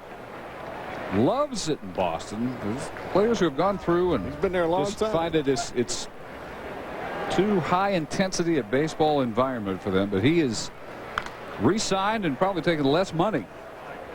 Re-signed even after his option was not picked up for the 2001 season. Re-signed again last November. Most pitchers pitch off of their fastball. They try to make everything look like their fastball. Wakefield, on the other hand, pitches off of his knuckleball. He tries to make his fastball look like his knuckleball. Strikeout number 7. And let's check in with Gary Miller. He hits now. He's going to raise his left leg. He's trying anything now. He's hitting under 100 since the All-Star break. Batting 9th. He said he's just glad to be in the lineup after leading off 54 times. But he's tried to change his balance a little bit and some of his structure there and his timing. He's lifting his left leg and hoping that gives him a better performance at the plate. Burns 0 for 2 today, Gary. 4 for 45 in 14+ games since the All-Star break. 9 for his last 93 since he hit for the cycle on June 29th. That's got to be tough to take. You hit for the cycle. That's harder than throwing a no-hitter. You got to think you're really settling in, and the last thing you're worried about is going 0-99 for 6 weeks. Well, that's what's happened to him. That's part of what I was speaking of earlier when we were talking about hitting philosophy. We talked about Garciaparra and his energetic play and trying to swing at the first pitch and being very aggressive when he's at the plate. And I think Burns is the same type of guy when he comes to the plate. He wants to hit. When he comes out of the dugout, he wants to swing. And if you're always getting the feedback, well, you've got to take more pitches, you've got to wait, you've got to not swing so early in the count, I think it works totally against what is natural for you. Waves at that one out of the zone. Strikes out for the second straight time. He's 0 for 3. 8 Ks now for Tim Wakefield. To afford a McChicken sandwich from the McDonald's dollar menu, this is how much work a rap star has to do. The McChicken sandwich. Just one way to get a lot for a little on McDonald's dollar menu every day. It's back. Mitsubishi's No Excuses Summer Clearance, where you can get no interest financing on a new Mitsubishi. And it comes with a 7-year, 100,000-mile limited powertrain warranty with roadside assistance. Or get great lease deals, like the all-new Endeavor LS for just $299 a month for 48 months.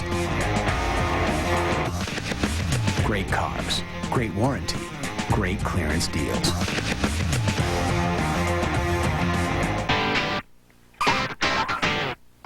Coming up next, Las Vegas ladies get loco. I should tape this. Never seen before footage. Girls, girls, and more girls. You tape over this and you're gonna see a lady get loco, and believe me, it ain't gonna be pretty. Got something to say? Grab a new metallic silver Sharpie. The first Sharpie for dark surfaces. I love this. Sharpie. Right out loud. Let Empire Glass replace your cracked windshield and we'll pay up to $100 of your comprehensive insurance deductible. And we'll still give you 24 free dinners to the El Paso Barbecue Company restaurants. So for the highest quality windshields, including 24 free dinners to the El Paso Barbecue Company, call Empire Glass today at 602-952-9339. And remember, when you think glass, think Empire. It's golf's final major of the year. Player of the Year honors are on the line. The drama builds with every missed putt. Can you believe that? Don't miss Tiger Woods battle the best players in the world at Oak Hill Country Club for the PGA Championship.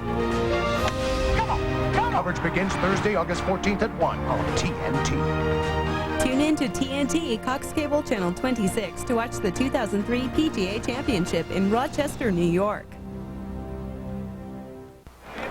Well, Ted Lilly gives way to Chad Bradford here in the 7th inning. What a day for Lilly. He goes 6 innings, allows only the Bill Miller home run and 2 other hits, strikes out 5, walks 2, gives way to the 28-year-old Submariner, and that is maybe not even quite as descriptive as we need to be to describe that delivery by Bradford. I mean, his knuckles literally almost dragged the mound on every delivery. Well, he's definitely not a traditional sidearmer. He is a submariner. He is coming from underneath, and when the ball comes to the plate, instead of running into a right-hander, it doesn't do that. It drops straight down because his release point is underneath the baseball. Walking a strikeout from Millar.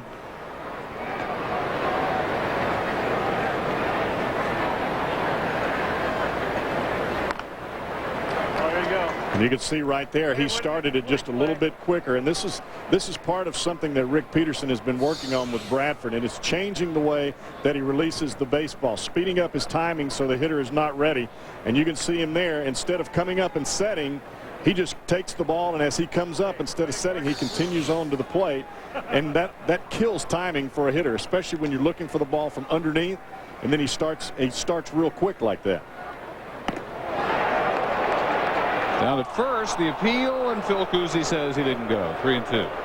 Well, you see that white ball coming off the white shoes and the white pants of Bradford. It's tough to pick up, and you see Bradford, instead of stopping at the top, because it's not in a stretch position. I mean, he can continue on to the plate, and his breaking ball, instead of starting at the knees and breaking down and away, it starts at the knees and breaks up and away.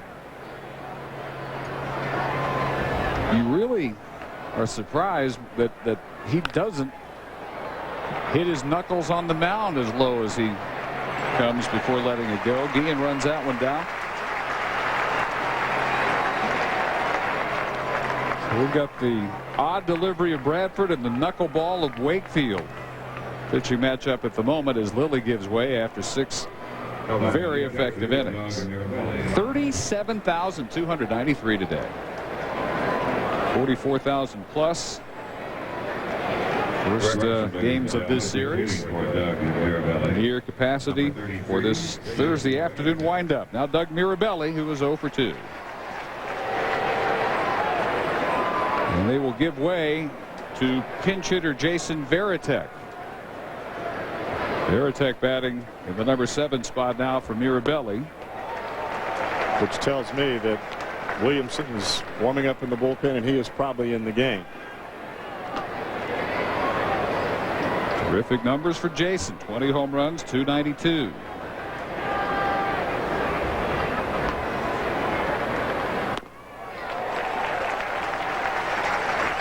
And you look at this Boston ball club, and a lot of clubs, when they get to August, they run out of gas because they're tired, having to play every single day or not having very many days off because they're the only one at their position that plays there. Boston has a lot of different guys that can play a lot of different positions. They have a lot of bench strength, and I think that is a big strength of this ball club, is that when Grady Little makes out the lineup, he can play different players and doesn't lose much in the lineup. Varitek, one of 5 Boston hitters already at 20 home runs. That ties the club record. That hits it.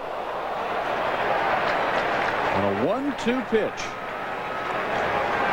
Varitek is aboard. And Trot Nixon with 22 home runs will be the batter. But it looks like Bradford is trying to get this ball in, and when he lets it go, just holds on to it just a little bit too long. That actually beans him. I thought it was more the top of the back around the neck. That's the back of the batting helmet. That gets Kenmaka out to make a change and go to the lefty Ricardo Rincon when we come back to Oakland.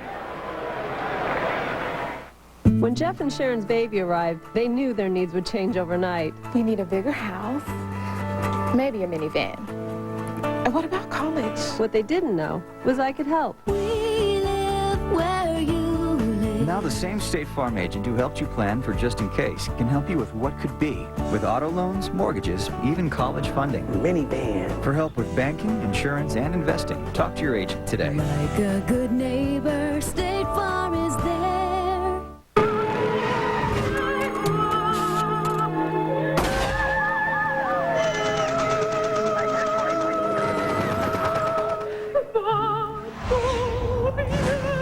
If you do this for me, you will be a made man. Anything you want.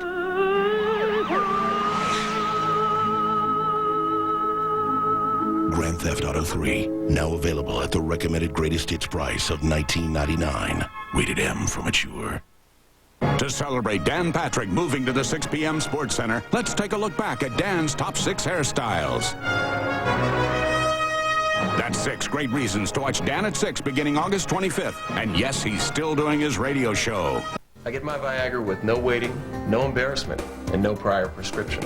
At Privacy RX, I receive a free online consultation from a licensed U.S. doctor right from my home or office. If you'd like help with weight loss, birth control, or other common health issues, make your life easier with a medical consultation and prescription from Privacy RX. Nothing could be easier, safer, or more private. Get free overnight delivery and a 100-day supply of multivitamins with your first order. Call 800-577-0610.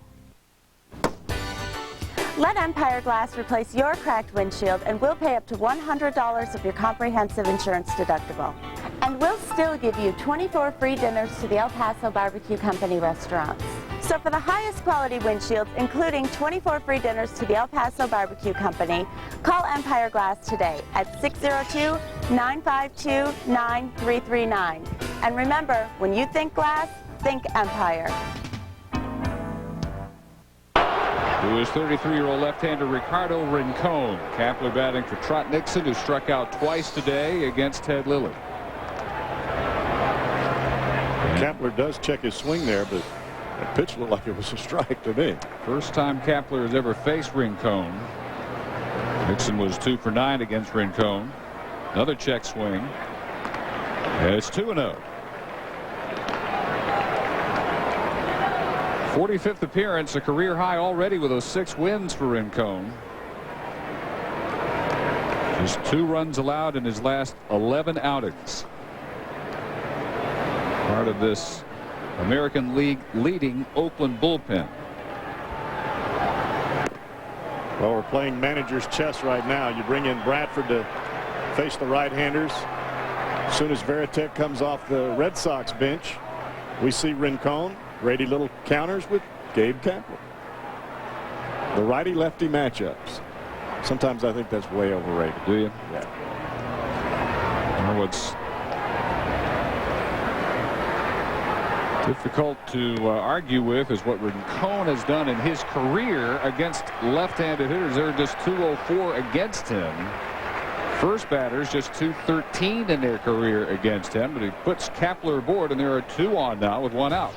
Saturday, showdown time in Houston between the top 2 teams in the Western Conference of the WNBA. Sherrill swoops in the Comets against the first place Los Angeles Sparks. The heat is on Saturday, 4 Eastern, 1 Pacific on ABC Sports.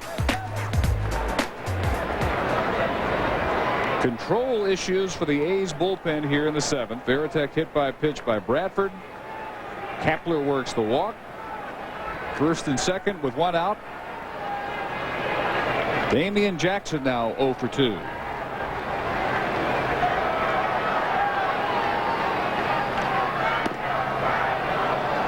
Jackson showing bunt. Fans showing some impatience now with Kevin Kelly's strike zone. I think what Hernandez is doing is walking out to talk to Rincon just to try to calm him down a little bit. This is just one of those situations you don't want to lose control of your emotions, especially here at the end of the ball game, whether you believe a pitch is a strike or a ball, and that's not a strike. You still got to keep your emotions in check, and you've got to make pitches. You can't let the game get away from you right here. Rincon with Cleveland last year, acquired at the deadline for a minor league infielder, and was really terrific once he joined the A's bullpen. Opponents hit just 164 against him. And among active relief pitchers, no one is better at not allowing inherited runners to score. 19% for his career. Line drive, double play. Wow. Jackson hits it on a nose right to Chavez across the diamond. End of threat.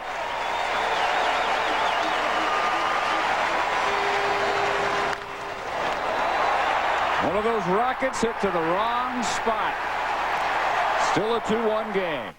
Coach, I'll race my dog. I'll race any dog. I'll race your dog. Pick the animal, I'll race it and beat it. I'll race you, your cousin, your auntie, your mom, your dad, your nephew, your nieces, whoever. You name somebody, and I'll race them. I'll race an All-American, All-State, world-class athlete. Point them out to me. I'll race Lance Armstrong on his bike, 100 meters, 200 meters. Anybody, anywhere, anytime. Put him next to me. You say go, I'll race him, and I'll beat him.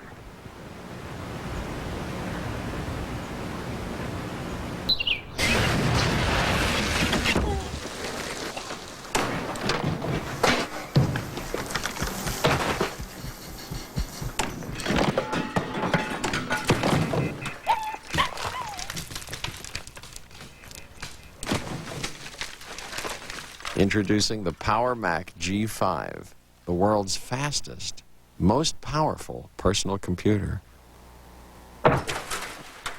My technique when I get in the batter's box is to dig in, pull the pant legs up. I try to point the bat to center field, knock the dirt off, and try to look real mean. What do you think of that? Major League Baseball Charities is a proud partner of Boys and Girls Clubs of America.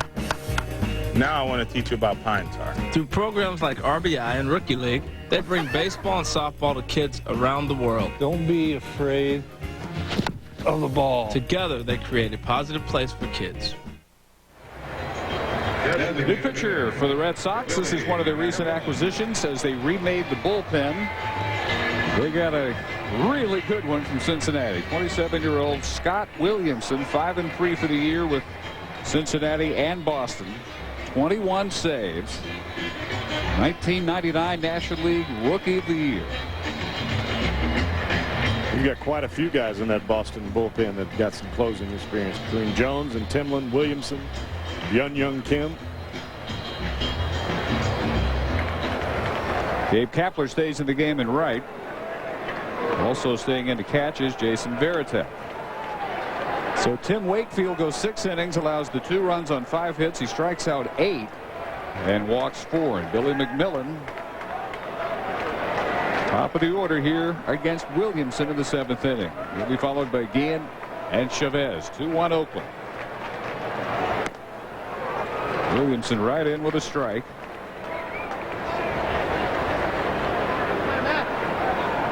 July 29th. All it cost was a minor league left-hander, a player to be named, and cash. I think cash was the big key in that Cincinnati deal. Rookie of the Year, All-Star 99 at Fenway.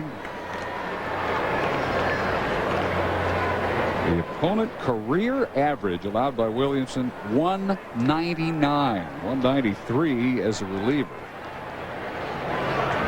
And a career average of nearly 11 strikeouts per 9 innings.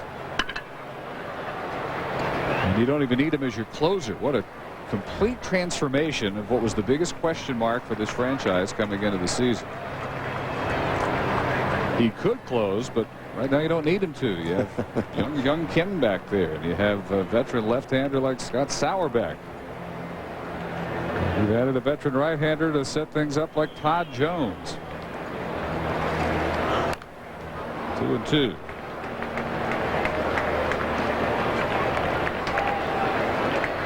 Beginning of the season, when Grady Little looked down at the bullpen, wasn't nearly as comforting a thought. He didn't have a BK Kim to look to down there. Chad Fox, Brandon Lyon, Jason Shield, Kevin Tolar, Steve Woodard, all either gone or DL.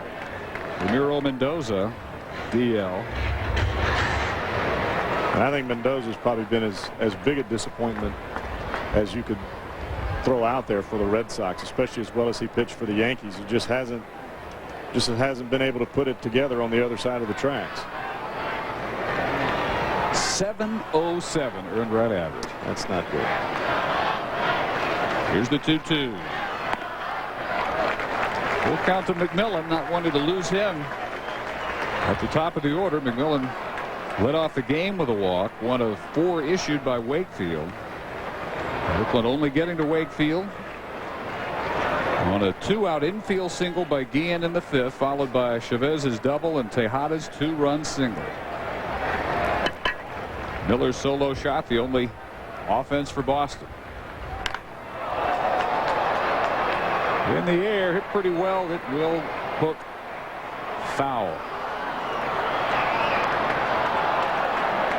Very well hit down there. Still 3-2. Well, Williamson has got command of 2 pitches pretty well. He's got that breaking ball that you saw right there at 3-2. You can throw that, especially this late in the ballgame, for a strike anytime in the count. That's why you're able to keep hitters below that 200 average.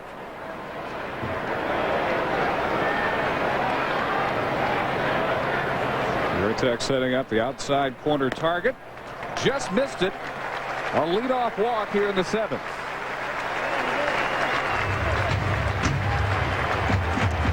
We have reports, and these are confirmed by CNN.com, of massive power outages in the eastern United States and Canada. They are not due to terrorism. Let's say that at the outset. It is due to overload. But New York, Detroit, Toronto, Ottawa, all without power. At Bristol, we are being carried thanks to backup generator power at ESPN. So again, that is due to power overload in the eastern United States and southeastern Canada. So what do you think? It's a little warm up there, a lot of air conditioning? Got to be. Not surprising at all. But if you're still watching us, it's due to the backup system at ESPN, and we're grateful for that. And obviously hope that everywhere without power will soon have that restored. Ian sends one hard hit up the middle, but right there is Damon.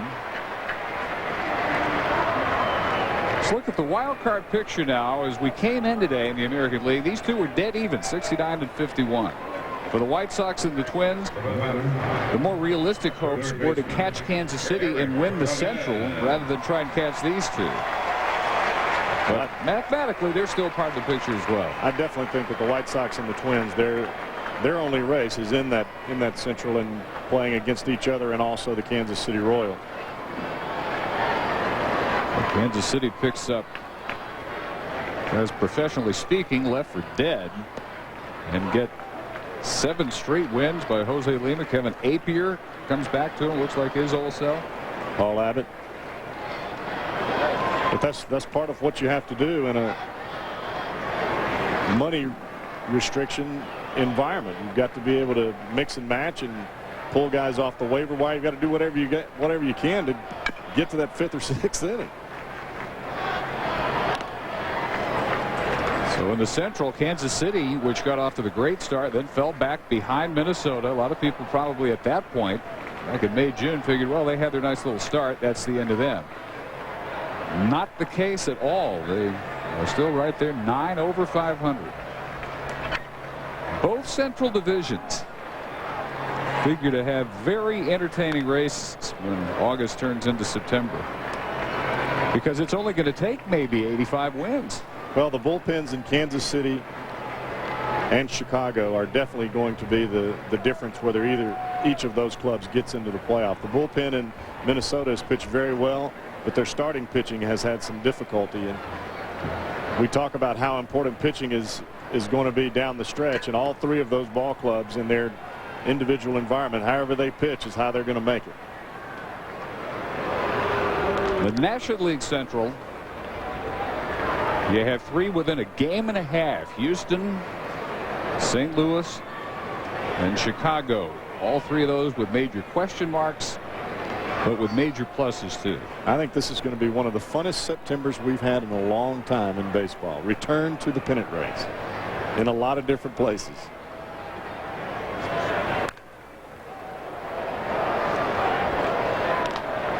In the 9th inning, the Cubs 7-1 over the Astros at Wrigley Field. And Chicago will win that series. Get within a half game of Houston. St. Louis has defeated Pittsburgh 4-3. So they, as we speak, are a half back, and they can pull into a tie. 0-2 again to Eric Chavez. Albert Pujols stretching his hitting streak to 28 straight games. I hear people saying he may not be the MVP in the National League. What are they thinking? How can he not be the MVP? Hitting .370, chasing the Triple Crown for a contender. 28-game hitting streak. I just think that the Giants wouldn't be where they were if it wasn't for Barry Bonds. No, but this is the kind of year Bonds has had the last couple of years. It just so happens Pujols is having. High in the air, medium center. Damon shading against the sun. Pretty much directly overhead now. And it will come down to Tejada.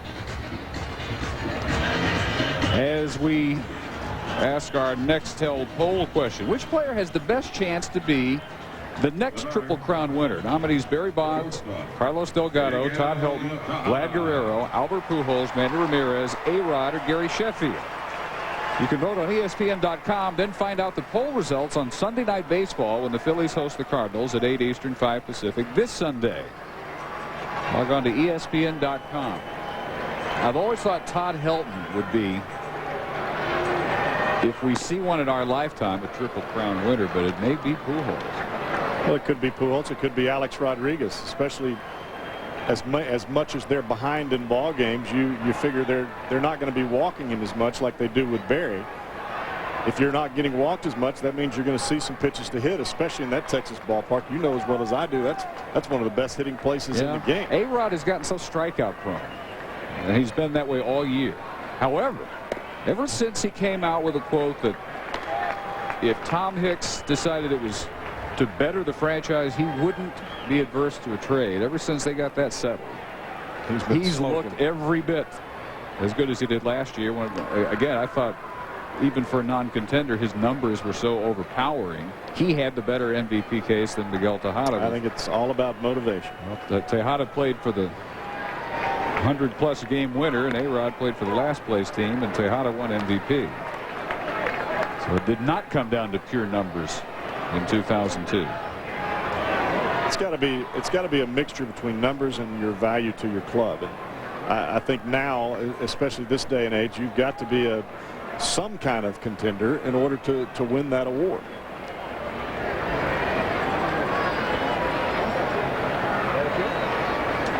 Here's the 2-1. Broken bat.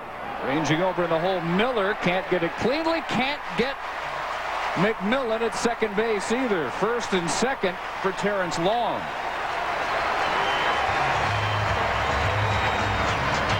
That one goes an error on Miller at third. Definitely not going to see that too many times from Billy Miller. Ranging a long way to get that baseball anyway. Just kicks off the heel of his glove, and he just can't get it back up in time to get McMillan at second base. So first error of the day. And now Oakland with 2 on and 2 outs here in the 7th inning. Once the conference on the mound is over, Terrence Long will be the batter. 0 for 2 with a walk. You know, in most instances, I agree with you. You should find an MVP on a contender. There are certain years, though, where the numbers of an individual are so overpowering. I just think that you shouldn't hold, for instance, last year against A-Rod, the fact that he's not a pitcher. That's what I think. I think his numbers last year warranted him being MVP. But when you start talking about the bottom line of that award, how valuable are you to your club, and where's your club? What's your club doing?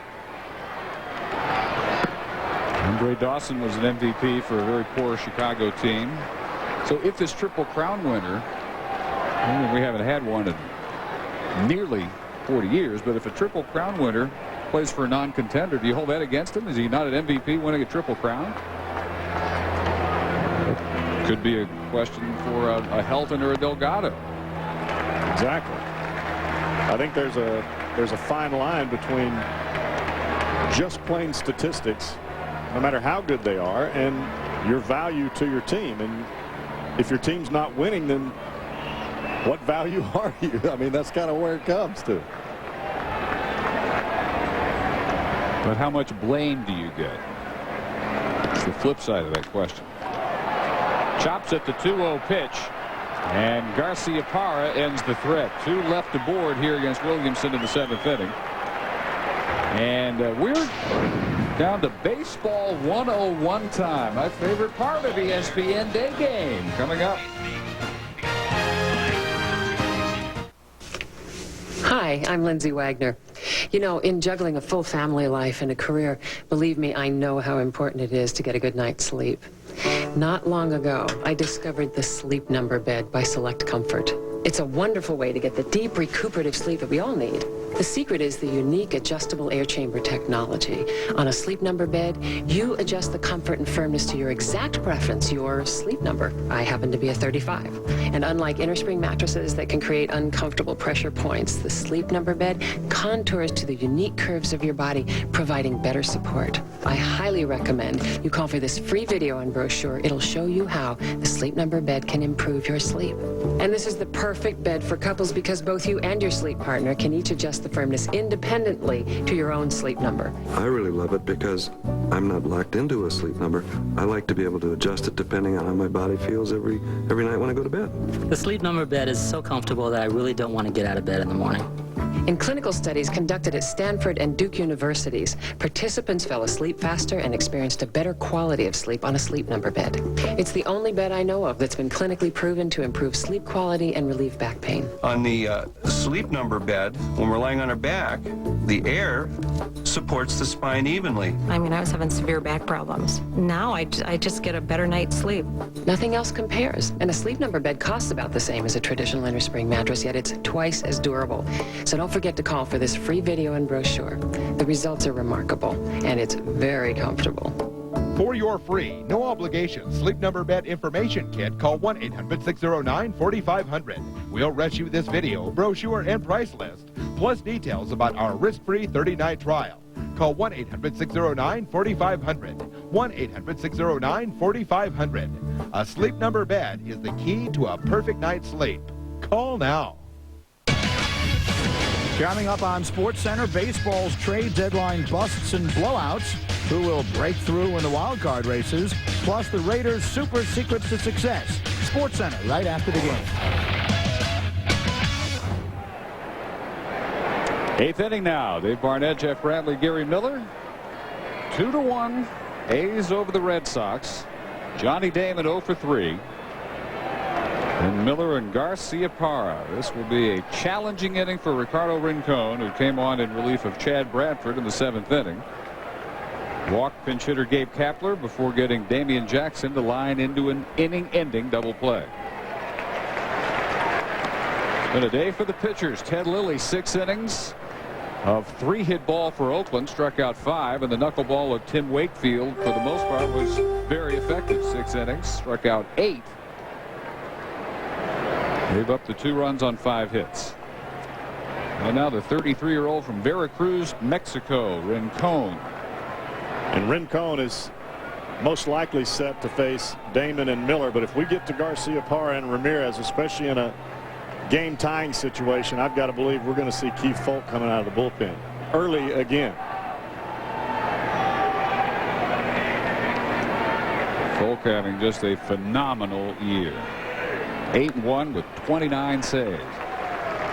2-2. Rincon acquired during a Cleveland-Oakland series before the second game of that 3-game series. In fact, here in Oakland, he just switched clubhouses. What could be more convenient? No cross-country flight for Ricardo. We were doing the game that day that he got traded. Just carried his stuff down the hall. Here's the 2-2, and he got Damon. Let's check in for Baseball 101 time. Gary Miller. All right, thanks a lot, Dave. I'm here with Hunter Hughes from Modesto, California. He's got our Baseball 101 question this week. If I could keep this man from walking in front of him. Sorry about that. How old do you have to be to throw knuckleball? Well, Hunter, I tell you what, I think that you should be at least 13 or 14 years old before you ever mix around with it anyway, whether it's a knuckleball or a breaking ball, simply because you want to give your body time to develop and give your arm time to develop before you start messing around with pitches that are different than just throwing a straight fastball. Oh. Did it disappoint you? No. Do you want to throw a knuckleball, Hunter? Yeah. Oh, come on, let him try one. Spoil sport. Hey, did we get my kick save on there from that guy that wanted to walk in front of Hunter? Sure. But seriously, though, is it close to the same pressure that a young arm would undergo on a curveball? Because, you know, you hear 12, 13, 14 at the earliest to start a curve. Is it the same theory in your mind for a knuckleball? I think so. I think for development of a young arm, the best thing that you can do is throw the baseball and throw it straight. Learn control, finger control, as well as arm control, and I think that builds up your arm over a period of time. A knuckleball can be thrown at any time. It's just not something that you want to, I mean, you can mess around with it. I just don't think that it's something that you want to consistently throw, because I think it takes away from your arm strength and the way that you build up your arm. Hunter, is Mr. Miller being nice to you? Has he bought you any food? I don't. Have I been nice to you? Yeah. Has he given you an ice cream cone, maybe some cotton candy? They want to know if I've given you an ice cream cone or cotton candy. I know your buddy Dalton over here has got some sunflower seeds. Is he sharing those with you? Yeah. Hunter, do you like to play baseball? Thank you very much. Do you like to play baseball? Yeah. Are you a very good hitter? He's in coach pitch. He's in coach pitch. Who are you, Sam How is it when the coach pitches? Is it easy to hit? Yeah.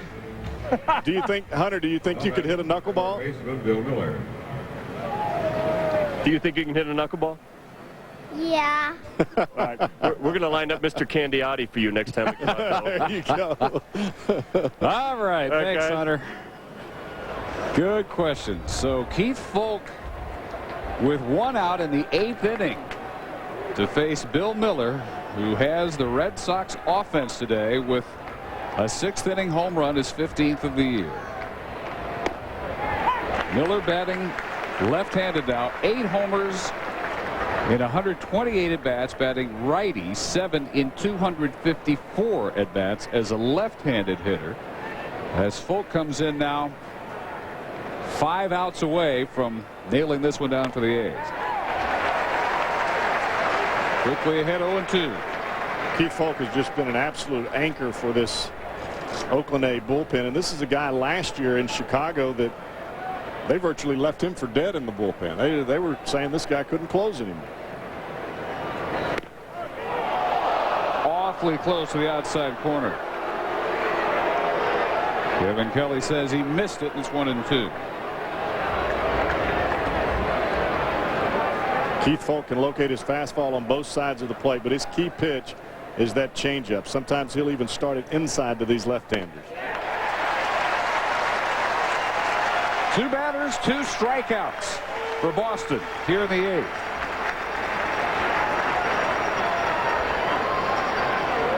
Well, the A's have gone through the closers from Jason Isringhausen to Billy Koch. And this year that job belongs to Folk.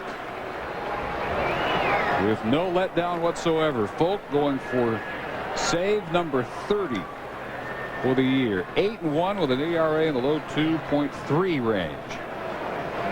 He had a 6-hitter save Tuesday night. Last time he had tossed 2+ innings for a save was September 17th of a year ago with the White Sox against Kansas City. Last time an A's closer had gone 2 innings for a save was over 4 years ago, and Bill Taylor was the closer, June 1st, 99. He has now retired 10 straight batters, 14 of the last 15. He's given up 1 run over his last 12+ outings. We talked about how aggressive Garciaparra was on the first pitch. The first pitch that he sees from Folk is a changeup down in the dirt, and another changeup there.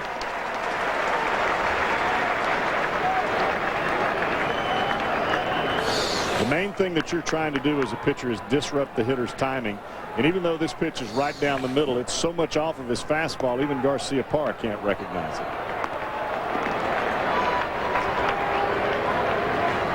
Omar today put it in the air all 3 times, 0 for 3.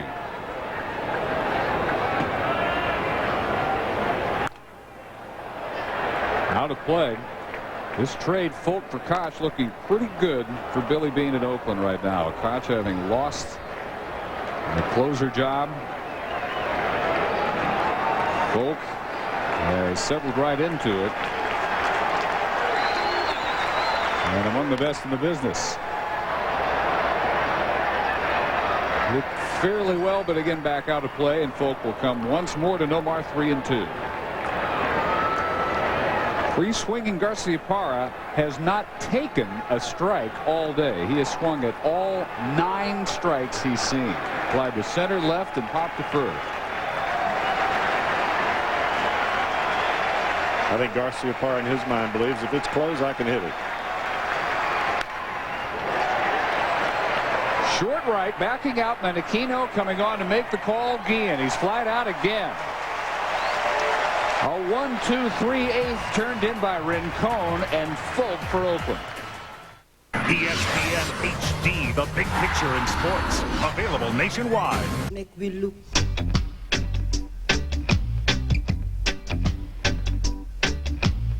See that?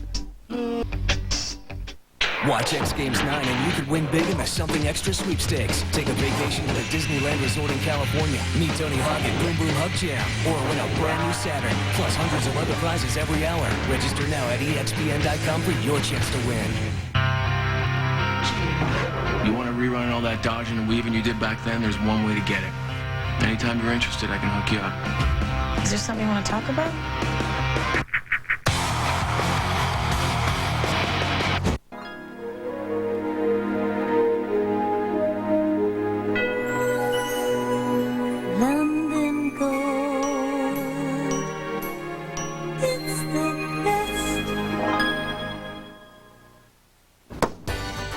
Let Empire Glass replace your cracked windshield, and we'll pay up to $100 of your comprehensive insurance deductible. And we'll still give you 24 free dinners to the El Paso Barbecue Company restaurants. So for the highest quality windshields, including 24 free dinners to the El Paso Barbecue Company, call Empire Glass today at 602-952-9339. And remember, when you think glass, think Empire.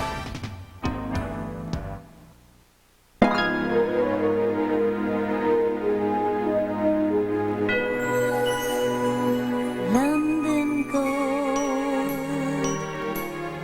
it's the best. Bottom of the 8th now, the A's with a chance to add to a 1-run lead. Don't forget tomorrow night on ESPN. 10 Eastern, 7 Pacific, Nomar and the Red Sox continue their quest of an American League postseason berth against Ichiro and the Seattle Mariners on Friday Night Baseball. ESPN 10 Eastern, 7 Pacific. Suppan against Moyer, the scheduled matchup. Alan Embry is the third Red Sox pitcher of the day. 33-year-old left-hander faces Ramon Hernandez to begin the 8th inning. His 48th appearance of the year. Came over last year from San Diego, former 5th-round pick of the Indians, and one of the 7 Red Sox players who at one time or another played here in the Bay Area, former Giant.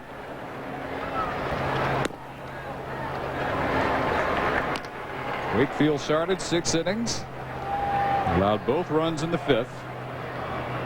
Williamson for the 7th, and now Embry. Embry doesn't have that typical left-handed pitcher's run to his fastball. He's more of an over-the-top left-hander that just comes right at you. Last year, a .203 earned run average with the Red Sox and the Padres, his best season since '97. And a lot of lefties, especially as we saw Rincon earlier, when they let go of the baseball, especially their fastball, it runs a little bit to their arm side. Embry, on the other hand, 4-seam fastball, just rearing back and letting it rip.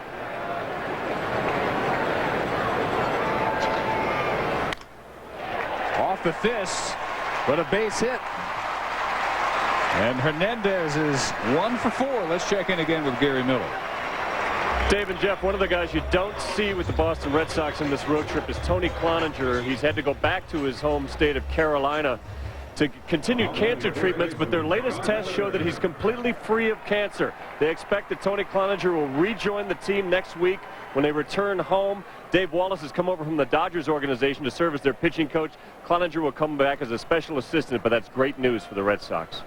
Absolutely is great news, and it's a story that Red Sox fans have been aware of and followed all year. Probably to a lesser extent, fans around the country have been aware of the struggles of Tony Cloninger, but that last checkup sounded great.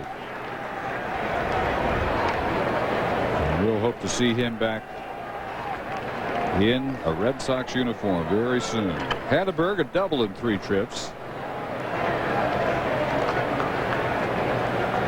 See that third baseman Miller way in, swinging away, and that one's going to fall in the gap. Here's the throw at third. It is offline, and after hesitating, Hatteberg will go on down to second base. When Manny throws this ball in, he misses Garcia-Parra, and it causes Miller to have to go towards left field, actually towards the tarp in left field, to try to make this play. And when you're having to go that far away from your designated base, Hatteberg just goes into second base easy. He's content with a single right there. You see him start to break down a little bit. When he sees the bad throw, he just jogs into second base. Second and third, nobody out here in the 8th, and Boston trying to keep the A's within a run. That will go as a single and a throwing error on Ramirez in left.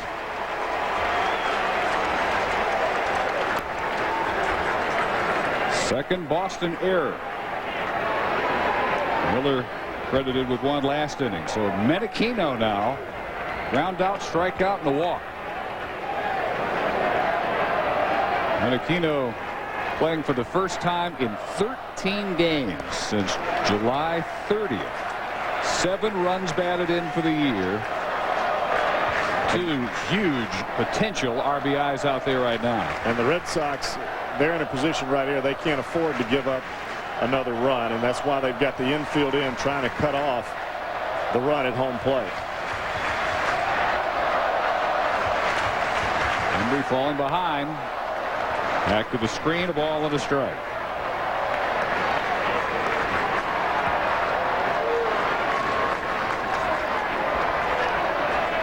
Crowd has been terrific. It's been large and noisy all day. 37,293. Not that long ago, that would have been the total for a homestand. Oh, that's a Thursday afternoon crowd here in Oakland. Well, their A's have them energized for another run to the postseason.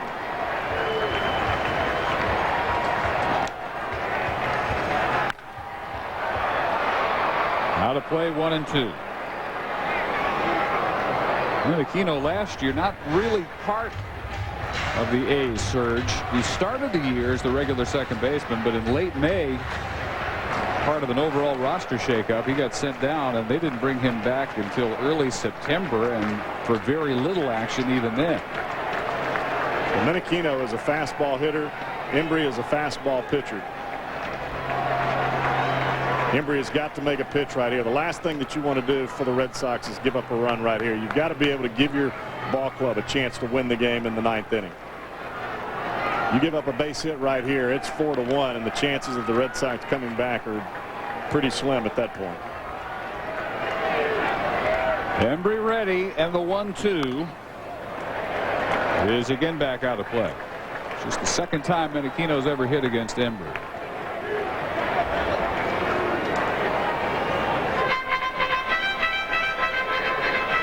Menachino, native of Staten Island, New York. Played at University of Alabama.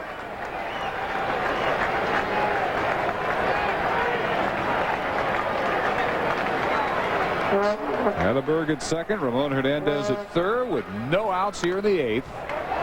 And Menachino continues to make Embry work. This series billed correctly, statistically, as the best offense in the American League in Boston, the best pitching in the American League in Oakland. And even though these are not the frontline starters we've seen today, Lilly and Wakefield, the pitching has ruled today. Well, the pitching has ruled today, but the biggest thing that jumps out in my mind is Boston is starting this one of the toughest road trips of their season.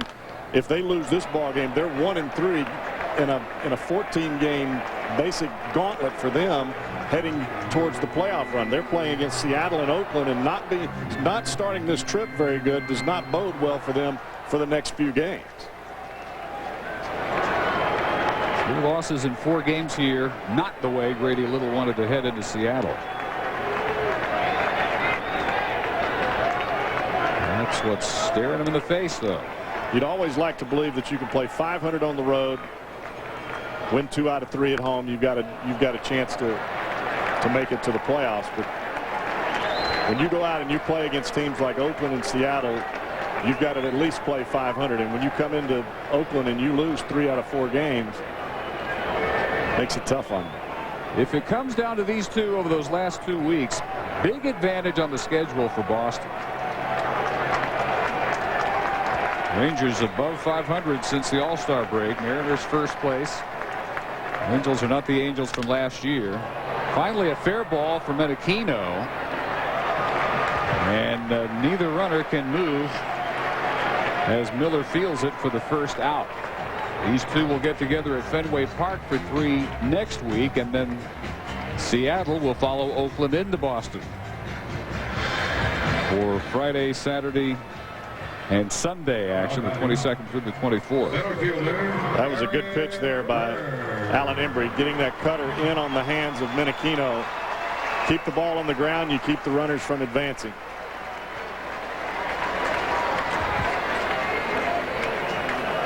Still second and third, but 1 out now. Eric Burns 0 for 3 with a pair of strikeouts today, 4 for his last 46. So the average down to 271.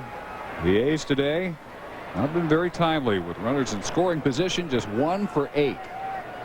Tejada a 2-run single in the 5th. That's their whole offense. You've got to have more than just a couple of guys producing, especially when it comes down the stretch. I don't care how good you pitch. Well, that will continue to be the question about Oakland. 13th best.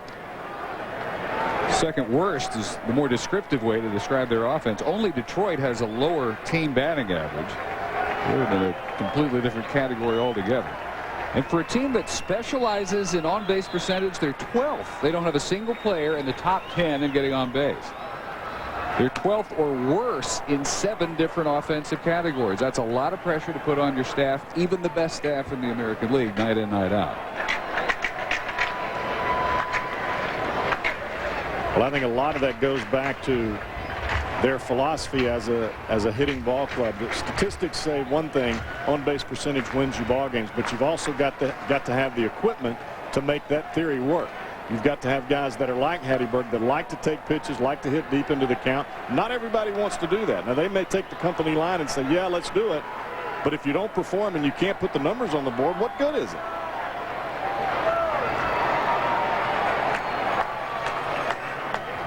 Embry working very deliberately as Burns strikes out for the 3rd straight time.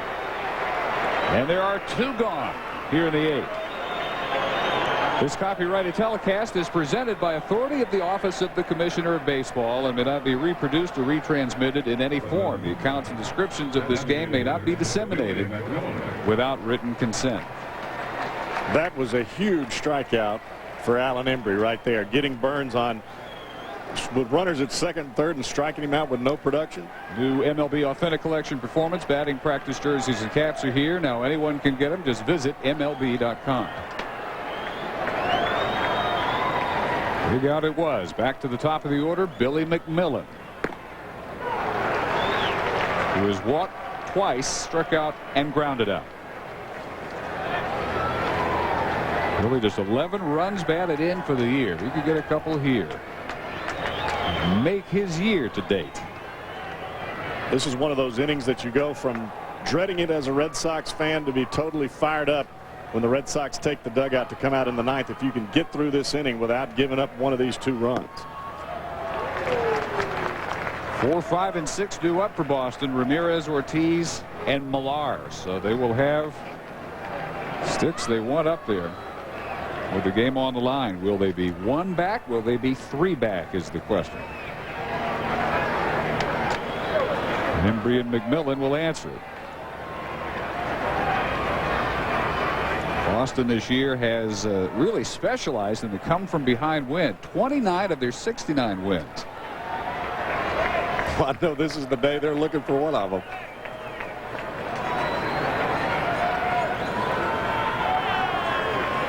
One. Just missed.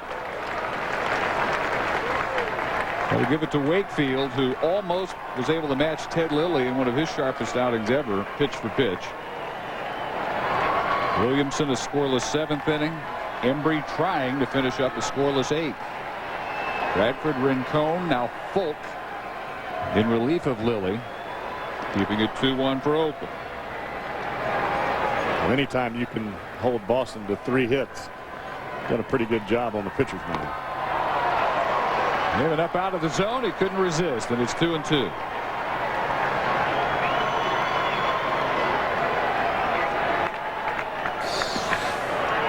Fastball up. As a hitter, when you've got the pitcher in a hole, you're looking for a fastball up that you can catch up to. But Embry's fastball is so hard. If you swing at the ball that's above the letters, only thing you can do with it, if you can make contact, is pop it up. Against left-handers this year, McMillan just 1 for 11. He's mostly been a pinch hitter, and he leads the American League with 9 pinch hits this year. 9 for 22, 4 doubles. And a rare start today, 0 for 2. Here is Embry's 2-2, and he got it. Wow. Works out of trouble with back-to-back strikeouts. Last chance for Boston. Manny Ramirez to lead off tonight.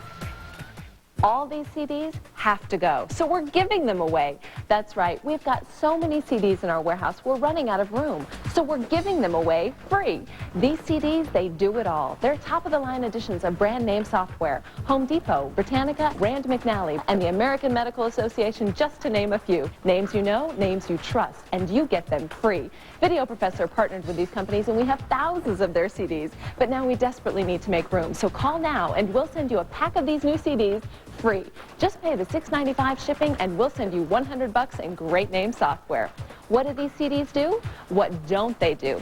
But try this for starters. Learn secrets of the Home Depot pros, wallpapering, plumbing, carpentry, tile, insulation, and more. Then create your own home on your PC, add walls, carpets, a new addition, and see it in a 3D walkthrough. But that's not all. Create printable maps of anywhere in North America and try restaurants, hotels, and sightseeing stops along the way. Remember, this is free.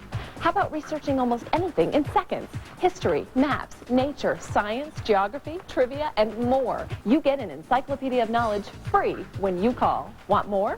How about free medical help 24 hours a day? Health information, medical emergencies, CPR, drug facts, burns, fractures, cuts, bruises, and essential information for any family. And we're giving it away. It's not priced to sell because there is no price. We'll give you the CDs, you pay for the shipping, and they're yours. It's that easy. What are you waiting for? Pick up the phone to make sure you don't miss out. We need the space, you want the CDs, and you get them for free. Everyone's a winner. And if you call right now, we'll throw in a great $30 typing tutorial CD absolutely free. That makes almost $150 worth of software free with one free call.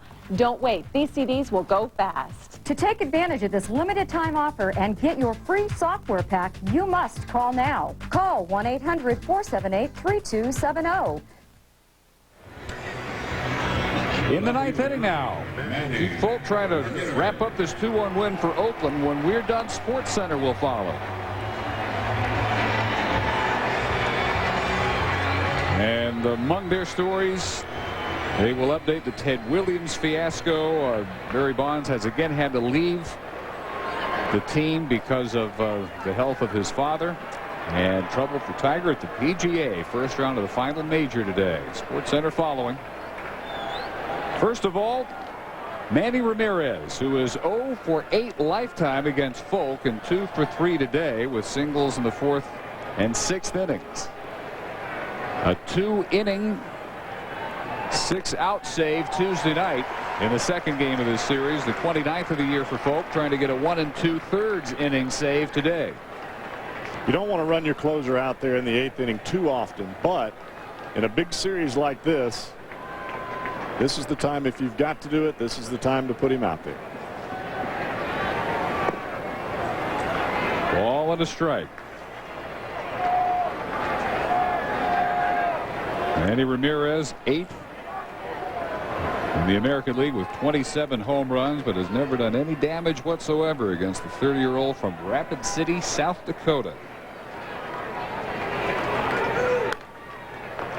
1-2. Folk part of that white flag deal when the White Sox were only 3 games back in the middle of the '97 season and made the multi-player trade with San Francisco. Folk was a 9th-round pick of the Giants and went to Chicago in that deal and to open for Billy Koch, who has lost his closer status. 2-2.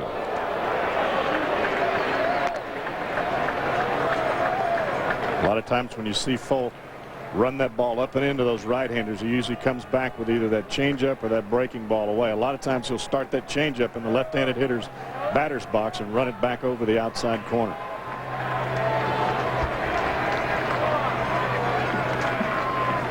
Looking at Hernandez and the 2-2. That's headed maybe for the upper deck. Very close. High up in the mezzanine, but way out in front of it. That was definitely a changeup, and he definitely got Manny out in front. But that ball runs all the way back to the inside part of the plate. Counting today, Ramirez has had only 2 extra base hits in the last 18 games, both home runs. That one dips low, and it's a full count. And Folk in danger of putting the tying run aboard to begin the 9th inning. Out after his 30th save. This is one of those spots you don't want to give Manny something that he can hit out of the ballpark, but you don't want to put him on either. You've got to make a good pitch here.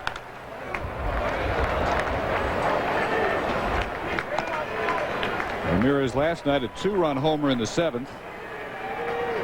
Millar followed it by going back-to-back. Both drove in 3 runs, and Boston's 7-3 win. Their only win so far in this series. 8th pitch. Folk again foul back to the screen by Ramirez. We talked about Manny being so important to this ball club offensively, not only just because he can hit the ball out of the ballpark, but just when he hits, it makes everybody around him that much better. And it's amazing how your big guys always seem to show up in the bottom or in the last inning when you need them to step up a little bit. And again back over the screen. And making him work. 10 pitches at least will be required to get through the first batter here in the 9th. Folk came on in the 8th with 1 out. Struck out Miller. Got Nomar to fly out. Ready again. 3-2 to Ramirez. Way back. Left field and deep. And gone. Manny Ramirez has tied it at 2.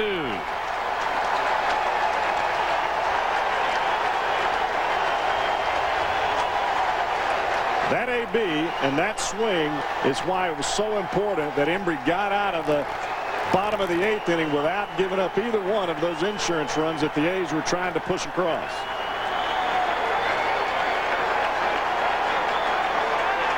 The 10th pitch of the at-bat was the one Manny was looking for, and it's his 28th home run.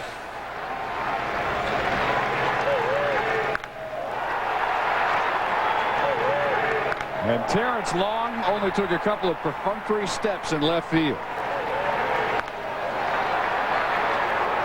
As Grady Little and the Red Sox in the dugout enjoyed every inch of that ride.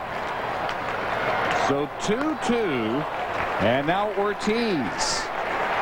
Jerry Narron was telling me yesterday during batting practice, he said everybody just assumes that Manny is just a good hitter and he was just born that way, and you know he just shows up at the ballpark and he just hits. He said, JB, he goes, it's a lot different story. He goes, this guy works as hard as anybody I've ever been around. This is the 5th blown save of the year for Folk. And a very tough at bat for him. 4 for 10 with a couple of doubles and a home run lifetime against Folk. For David Ortiz. Kevin Millar with 20 home runs, the on-deck circle. 1-2. You've been in that position. It's not fun to remember, I know, but you've been there. You have blown a save, but you have a 2-2 tie to still try and nail down and get your offense another bat, try and win it in the 9th inning. How difficult is it to have amnesia after a long ride like the one Ramirez just took on him? It's not easy, and it's frustrating. Your mind is trying to concentrate on the hitter that's at the plate, but yet you're still thinking about the mistake that you made to tie the ball game. But you can't let past mess you up. You've just got to keep pitching and making pitches. Well, Ortiz swings at Folk's pitch. Second strikeout, 1 out here in the 9th inning. It's very frustrating when you get out there and you have that kind of AB where a batter keeps fouling them off, and in your mind you're thinking, all right, I've got this guy. He's not on it. He's fouling everything off, and you relax just for that one pitch, and then that happens. And then you get so frustrated, you're like, I cannot believe I just made that pitch. Well, you got two or three more outs that you got to get out, or you're going to lose the game. Well, he's recovered nicely. Struck out Ortiz, now gets ahead of Millar. And in the Oakland half of the 9th inning, 2, 3, and 4 due up. Jose Guillen, Eric Chavez, Miguel Tejada, exactly who they would like in a potential game-winning role in the bottom of the 9th.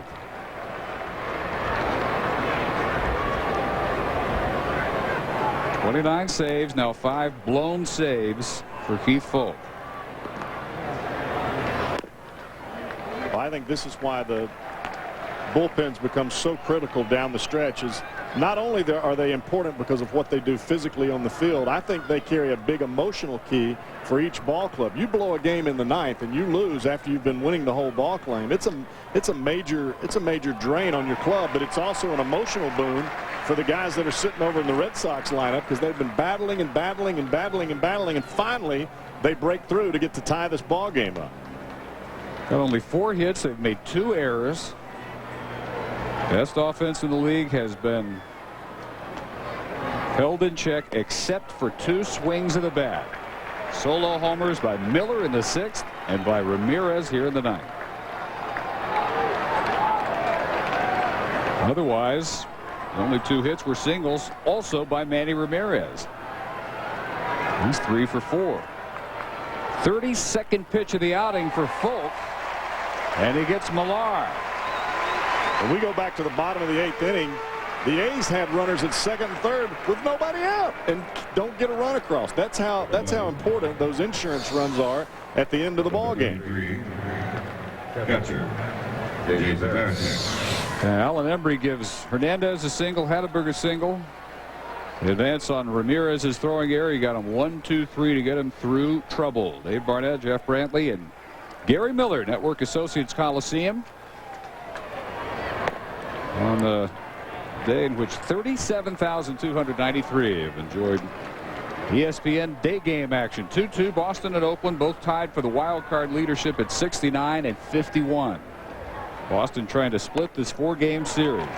Well, I think there was a lot of them enjoying it up until just a few pitches ago. Well, Mr. Ramirez has given them a whole different slant to think about. 1-1. Veritek wails at that one. A ball and 2 strikes.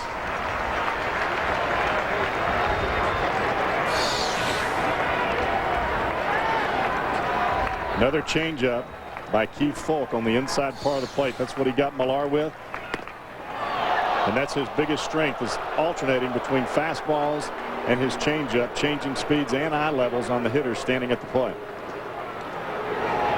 Young Hyun Kim, the Boston closer, will be ready. And after the home run ties it, Folk comes back and strikes out the side. He has struck out 4 of the 6 he's faced.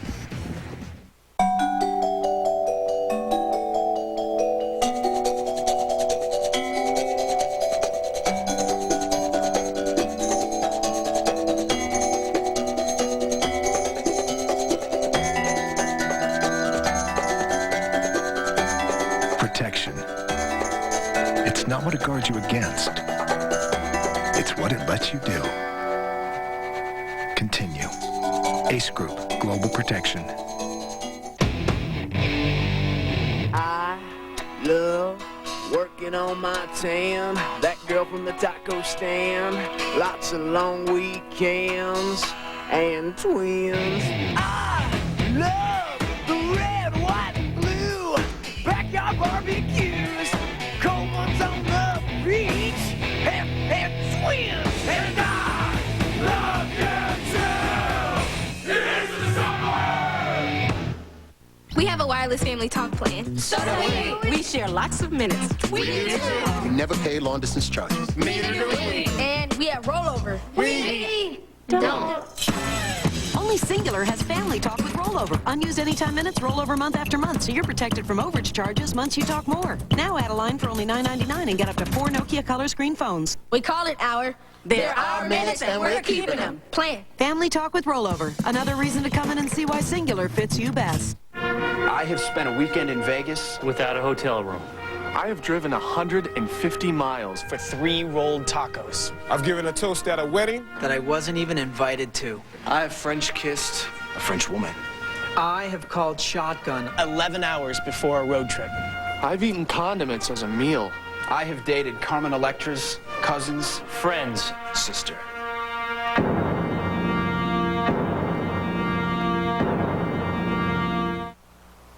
Gary Miller back at Network Associates Coliseum as we go to the ninth. Jeremy Giambi's been on the disabled list since June 28th. Saw him coming into the park today. He was fresh from Dr. Louis Yoakum's office. He's got a partial tear in the labrum, partial tear in a rotator cuff. In the next 2 days, he'll decide whether he's going to cash in this season or play through and not be ready at the beginning of next year. Young Kim against Jose Guillen in the bottom of the ninth inning, 2-2 game. Kim came over for Shea Hillenbrand on May 29th. Used early as a starter, 5 starts. 9 saves and a .334 earned run average. Garcia Parra for the first out. Most of the A's hitters have virtually no experience against Kim. You know, 0 for 2 lifetime. Chavez 0 for 1 lifetime. However, the third batter this inning is Miguel Tejada, who is 1 for 2, and that one hit was a home run. The only other time he's faced Kim. Kim seems to be a guy that most people have a difficult time with him the first time around, simply because he's so unorthodox in his delivery. Yeah, but after watching Bradford early today, Kim's delivery looks conventional. Looks textbook. Earl Chavez retired only once on the fly in the center field last time up. A walk, a single, a double, and a run scored on Tejada's 2-run single in the 5th, which until Ramirez's home run looked like it would stand up as all the offense the A's would need. Boston's offense, a pair of solo homers by Miller, and then the 9th by Ramirez to tie it up. Red Sox hoping for their 30th come from behind win of the season.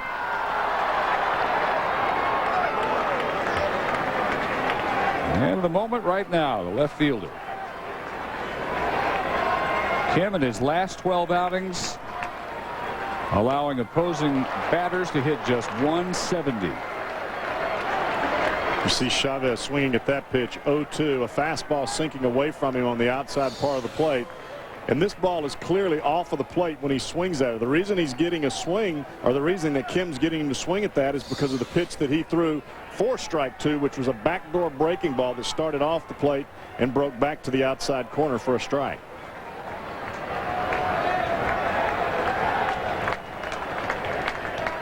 He's 4 years old, out of Korea, his 5th year, the 0-2. Last year with Arizona, an all-star in his first full season as a closer, and he finished the season erasing all doubts that may have been lingering after the back-to-back meltdowns in the 2001 World Series.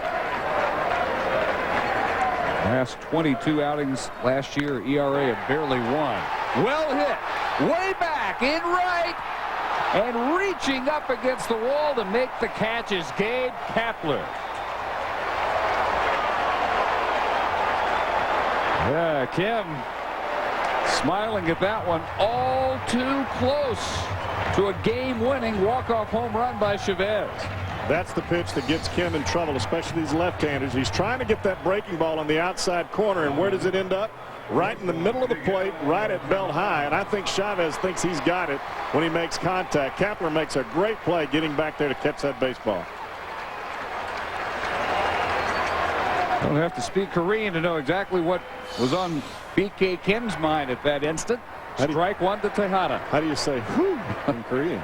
Just like that. Just like it is. Well, Tejada 1 for 2 with a home run against B.K. Kim lifetime. Living in the only Oakland runs back in the 5th. 1-1. Total of 4 runs, 11 hits between Boston and Oakland today. This is Tejada's 553rd consecutive game. 1-2. That streak now 24th on the all-time list. One more look at the handiwork out in deep right by Gabe Kapler. The only way that Kapler gets to this baseball is getting a great jump as soon as the ball comes off the bat. That is not an easy play, especially a ball that's directly over your head. 2 outs and the 1-2. Slow roller to Garcia-Parra. And we will play extra innings. The 4th and final game of this series at Network Associates Coliseum in Oakland. 2-2 into the 10th. What do you call the perfect chicken Caesar salad after you lose the bowl? Make it ready for the road. Easy to grab. And put it on 2 of the biggest croutons you've ever seen. At Burger King, we call it the new Chicken Caesar Club. We start with hand-tossed romaine, shaved Parmesan and Caesar dressing, and add juicy fire-grilled chicken, bacon, and tomato, all on toasted sourdough bread. Like a salad in a sandwich, only at Burger King. Come on over. The fire's ready. Hyundai Elantra, a comparison. More standard features than a Toyota Corolla LE. All for over $1,900 less when comparably equipped. And only the Elantra is protected by America's best warranty. 10 years, 100,000 miles. Looks like we have a winner. Test drive the Hyundai Elantra, nicely equipped for just $11,939 at your Hyundai dealer. Don't waste money on a lease. Own a 2003 Elantra for just $189 a month through September 2nd at your Hyundai dealer. Geico's always been about savings, but he really brought customer service to a whole new level. We settle a ton of claims in under 48 hours. Guaranteed claim repairs? That was his idea. Customer satisfaction is at an all-time high. You know what he represents? A commitment to excellence. And he deserves this award.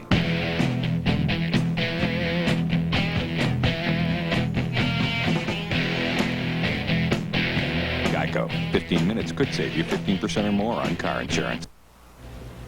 Welcome into our SportsCenter studio. Mike Greenberg and Matt Weiner standing by for SportsCenter after the game. A power outage has gripped much of the northeastern United States and affected several sports venues as well. At this point, 3 cancellations that we know of. We'll update you on that situation when we get on the air. Another major story in the world of baseball. Barry Bonds has left the San Francisco Giants to be with his ailing father. We will have the latest on the status with Bobby Bonds and, of course, the latest on Ted Williams and that very disturbing story. We'll have all of that coming up for you as soon as the ball game is over. But right now, we take you back to Oakland and Dave Barnett. All right, yeah, Mike, one of the scheduled games tonight on the East Coast, Giants at the Mets. But New York, one of the cities hit by that power outage. We reached the 10th inning and just activated off the DL 33-year-old right-hander Jim Messier, who starts Gabe Kapler with a strike. Messier from Queens, New York, with his 4th club. Just activated last night after inflammation in his right knee caused him to go on the DL back on July 24th. And you can watch Messier when he comes into the ball game. Those knees do not look good, but the way he throws that sinker, all he's got to do is just get a little bit of motion to the plate. He's not going to be a guy that's going to give you a whole lot of leg drive. He's just going to try to sink it the best that he can. One of his best years last year, he was 3rd best in the American League among relief pitchers at preventing inherited runners from scoring. Only 18% did. And the oddity about Messier as a right-hander is he's much tougher on left-handed hitters. They hit just 204 against him last year, and right-handers hit nearly 300. And the biggest reason is he sinks that ball away from those left-handers. It starts in the middle of the plate, and he gets a lot of ground balls when they run away from him. It's a ground ball off the mitt and chased down in short center by Tejada. Looked as if it might be playable for Miguel Tejada, but he can't come up with it, and Kapler is aboard to start the 10th. Another case of a guy making a great play leading off the inning. Or not. And in this case, not. And Miguel is not happy about it either. So a base hit for Kapler. I've got to believe we're going to see Damian Jackson bunting this ball, trying to get Kapler in scoring position at second base. And the thing about it is, we talked about Messier's knee problems. He's not able to get off the mound very well, so if Damian Miller or if Damian Jackson bunts this ball, he wants to bunt it down towards Hattiesburg at first base because Chavez is playing in at third. Jackson only one sacrifice all year. That's something Boston specializes in. They have only 19 successful sacrifices. Well, the way that they swing the bat, they don't have to do it that often. But when you're in this type of situation, especially in extra innings at the end of the ball game, all you're trying to do is figure out some way to get one run across the plate.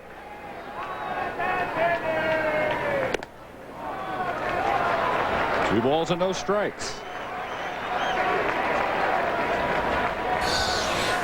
And you can see that brace on his back right leg. You can see it through his pants. Very difficult for him to get off of the mound. And that brace is on there to keep that knee from hyperextending backwards. It keeps that knee bent almost all the time. There's the bunt, and it is a good one. Kapler's in scoring position with one out.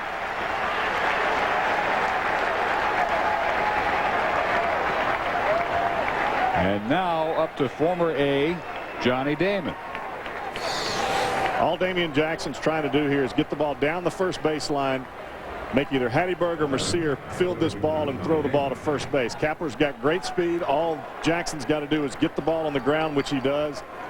Perfectly executed sacrifice bunt. This pitch misses to Damon. The other oddity about Mercier in this great pitcher's park here in Oakland, his ERA last year was .568. Away from Oakland, it was 3. And most pitchers would have much better numbers here than on the road. Just as most right-handers would be much tougher on right-handed hitters than they are left. But Mercier goes against the grain in both instances. So against the left-handed hitting Damon, he doesn't mind the matchup. Damon 2 for 7 lifetime against him, and just foul. 1-2. You can see Mercier right there trying to use that backdoor breaking ball. He sinks the ball away from these left-handers, and then he tries to bring a breaking ball from off the plate back to the outside corner to try to freeze them so that a hitter will see it as a fastball instead of a breaking ball. But Damon just gets the bat head out there just in time to fight off a tough pitch. Still getting it up there, low 90s, though, even with the bad legs.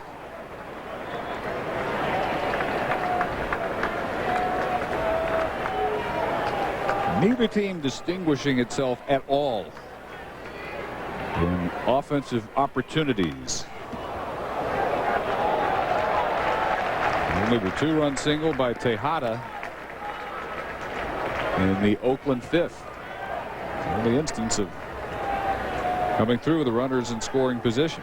Well, this Johnny Damon AB is starting to be a little reminiscent of the Manny Ramirez AB of fouling off tough pitches. And sprayed back to the mezzanine. Sports Center will follow when we have no idea. It looked like it was going to be a low-scoring win for Oakland. Ted Lilly very effective in 6 innings. The bullpen was until Ramirez tied it with his home run off Folk leading off the 9th. Base hit right field. Coming on Guillen, and they will hold Kapler at third. That's the benefits of having a right fielder with an absolute cannon. Guillen gets a great jump on this ball, and even though Kapler is a very fast base runner, you can't beat a guy that's got that kind of arm that gets that quick of a jump on the baseball. Johnny Damon does his job. Everybody on the baseball field does their job. Just can't. There's no way as a third base coach Cubbage that you can send him home with Guillen coming in like this.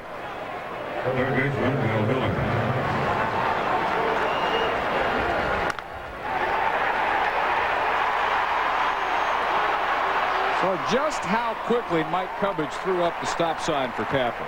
Never hesitated. Anywhere else in the ballpark, if it's hit to Burns in center field or into left field, Kapler's scoring, not to Guillen and right.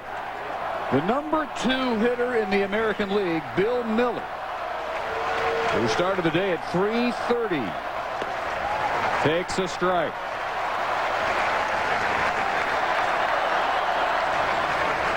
The one thing that you want to stay away from right here if you're Bill Miller is hitting the ball on the ground up the middle. You just don't want to hit into a double play. You get the ball in the air in the outfield to score Kapler, or you can shoot it through that left side.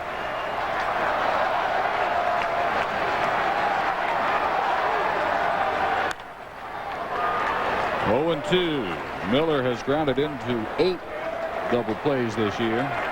You can see Miller really trying to wait. That's what Messier does. He gets the left-handers out in front just a little bit, getting to roll over that sinker. Miller really having to work to keep his hands back to just try to shoot the ball the other way and not hit the ball on the ground up the middle.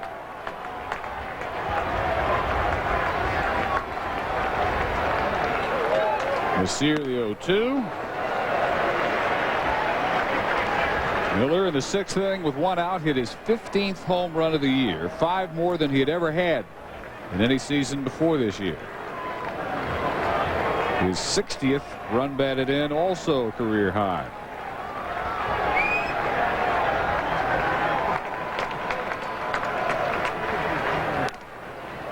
And you know, Ramon Hernandez and Maka in the dugout are really taking a look at Johnny Damon at first base. You want to keep this double play in order. You've got to keep him close.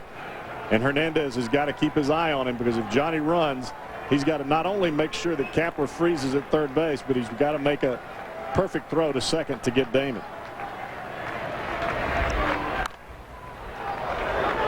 Miller with runners in scoring position this year, outstanding. 337. A bit better than his overall average, which again second best in the American League at 330 when we began play today.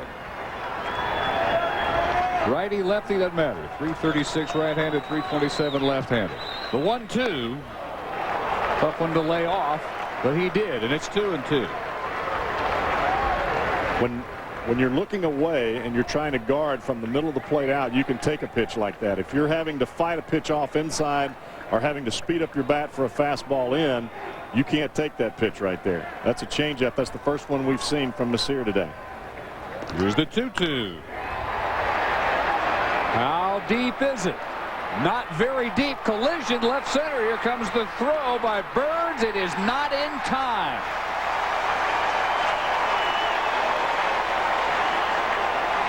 Burns and Long get tangled up, but it is deep enough to score Kapler and make it 3-2 Red Sox. That's the problem that you have. Terrence Long is used to playing center field, but the center fielder, Burns, has got command in this situation. Even though Terrence Long is coming in, Burns evidently calls the ball and they collide together. You get 2 center fielders out there trying to go for the same baseball, you end up with problems. Heyman alertly takes second on the throw to the plate. And Nomar now rips that one foul. So Miller with 2 of the 3 RBIs today for the Red Sox to give him 61 for the year. Garciaparra has hit in the air all 4 times and dropped his average down to 320, 3rd best in the American League.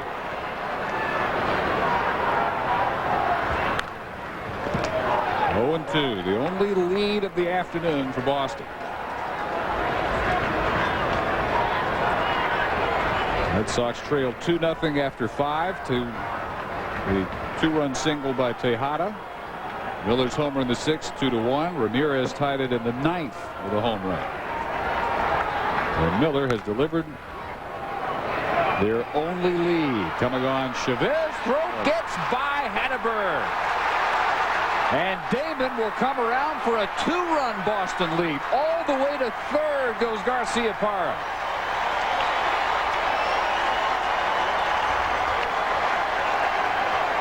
And again, you really hear from the Boston fans here in Oakland. A huge part of this crowd of better than 37,000. Chavez charged with the error at 3rd. Well, it seems like the wheels have come off for the A's here in the 9th. Chavez having to make a do-or-die play. This just shows you the hustle of Garciaparra. Even though he didn't hit the ball hard, he's running hard out of the box, and it puts pressure on Chavez to have to make a quick throw. Just can't get it there in time. Hatteberg can't knock it down because he can't move towards the base runner because Garciaparra is right on the line. Chavez has won the last 2 American League Gold Gloves at 3rd. A 3-base error. And now Ramirez again, who led off the 9th with the game-tying 28th home run of his season. Ramirez with 3 extra base hits in his last 18 games. All 3 are home runs.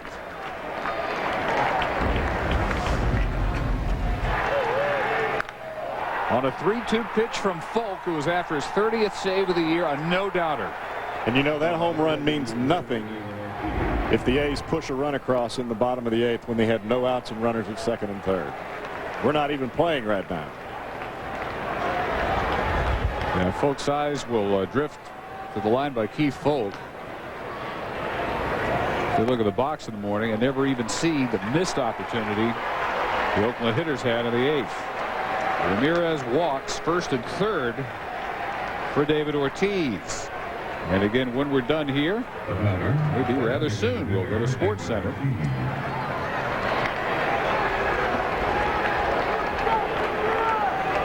Meanwhile, a long walk out to the mound and a pitching change coming up with 2 Boston runs in here in the 10th inning. It'll be left-hander John Halama when we come back. 4-2 Red Sox. Ebert and Roper give Open Range 2 thumbs up. It's one of this year's very best. Robert Duvall, Kevin Costner, Annette Bening. You the one killed our friends? Right. Open Range, rated R, starts Friday. Tools, tools, tools. When you got a job to do, they're always on your mind. And that's why you trust the store that loves tools as much as you do. More people buy their tools from Sears than anywhere else in America. Only Sears has the best selection and all the top brands, including Craftsman, America's #1 tool brand. That's why Sears is America's #1 tool store. Right now, during our once-a-year Craftsman anniversary sale, find hundreds of Craftsman tools on sale. Come in now. Sears. Looking to put more miles in your tank? All Shell gasolines are now specially formulated to give you better mileage, helping to take you farther. Welcome again to Network Associates Coliseum in Oakland. ESPN Day Game. Extra innings as Boston takes a 4-2 lead here in the top of the 10th, trying to even this 4-game series in 2 games apiece. Dave Barnett, Jeff Brantley, Gary Miller. Sports Center will follow. Right now, John Halama is on, the 31-year-old lefty in his 5th year, making his 25th appearance of the year, with 2 runs in while Jim Messier was in for his 2/3 of an inning. David Ortiz, the batter, has struck out twice in 3 trips. He's also walked. What a fight back for the Boston Red Sox today. This game has changed in a hurry. Look for all the world to be hopeless, all but hopeless, against a top-notch reliever like Keith Folk. But for the 2nd time in the series, the A's were asking Folk for a save of longer than an inning. He had a 2-inning save Tuesday. They wanted him to go 1 2/3 here this afternoon. And after retiring Miller and Garcia-Parra in the 8th inning, he goes 3-2 to Ramirez before Manny ties it in the 9th.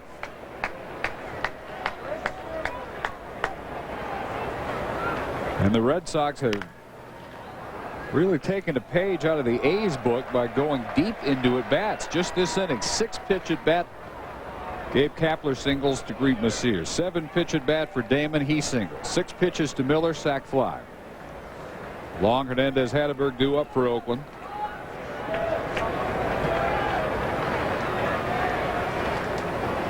Runners on the corners with 2 outs. And 2-2 now to Ortiz. You were talking about the long at bats. As a pitcher, you want to make it. You want to make the action happen as soon as possible. If you can get somebody out in 1 pitch, that's what you want to do. The more pitches that a hitter sees, I believe, the more dangerous that he becomes. Our theory really played out here. Diving stop by Menachino to get the force on Ramirez. Boston with its first lead of the day. Can they finish it off in the 10th?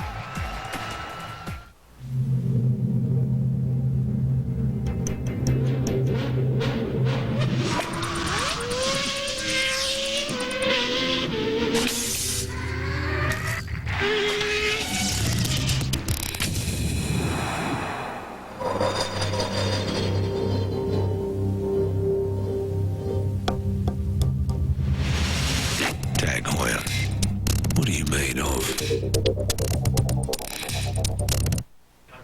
A plug? Not just a plug, a tungsten plug. Why the tungsten plug?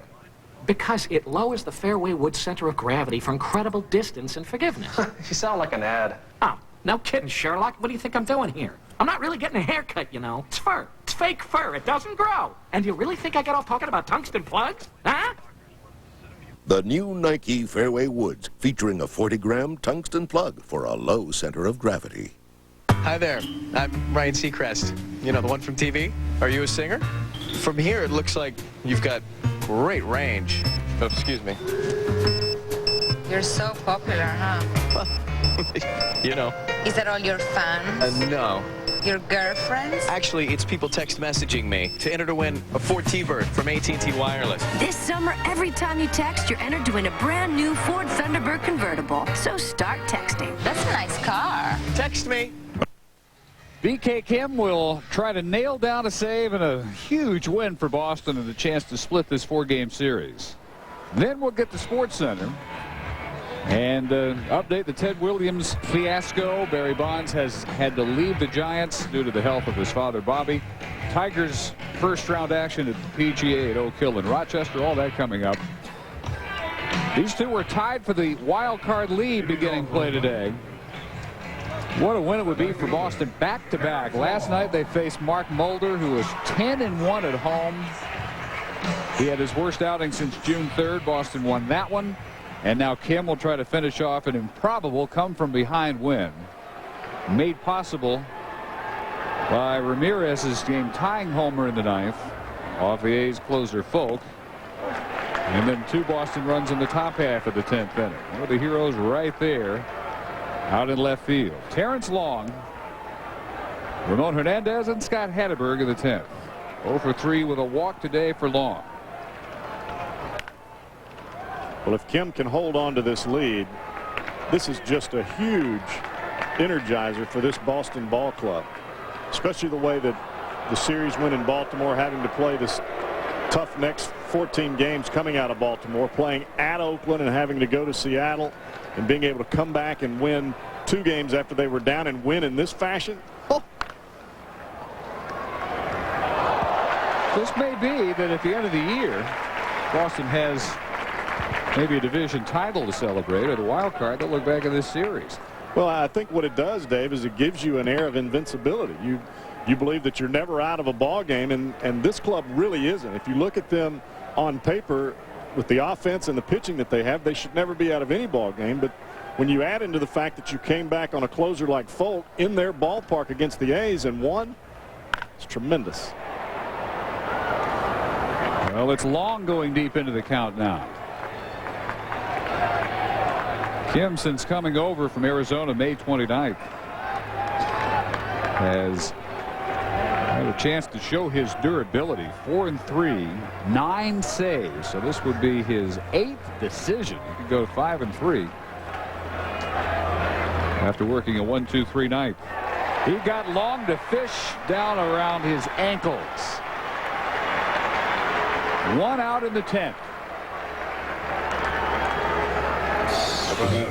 This is why you want Kim at the end of the ball game. When guys can't see him more than one time, he is just devastating when he keeps that ball down. You can't tell if the ball is going to cut in on you, if it's going to sink away, if it's going to drop straight down, or if it's going to be that cutter that rises up towards your face. Ramon Hernandez.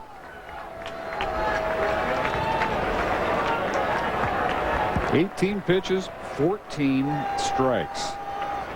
Hernandez figured into the missed opportunity in the 8th inning. He greeted Alan Embry with a base hit. Hatteberg followed with a single on a throwing error by Ramirez out in left. The A's had 2nd and 3rd, nobody out, and didn't score. Menachino grounded to 3rd. Burns struck out. McMillan struck out. Could have put it away right there. 3-0. And Kim a pitch away from facing the potential tying runner in former Red Sox Scott Hatteberg. There's a strike.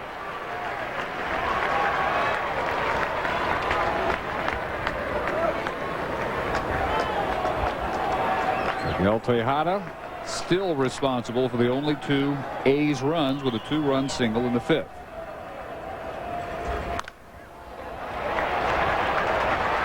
Shortstop Garcia Parra. 2 gone in the 10th. And Kim has retired all 5 batters.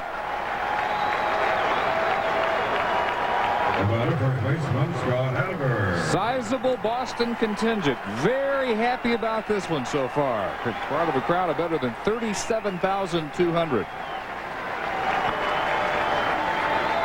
Hatterberg. A double in the 2nd, a single in the 8th. And he looks at the ball.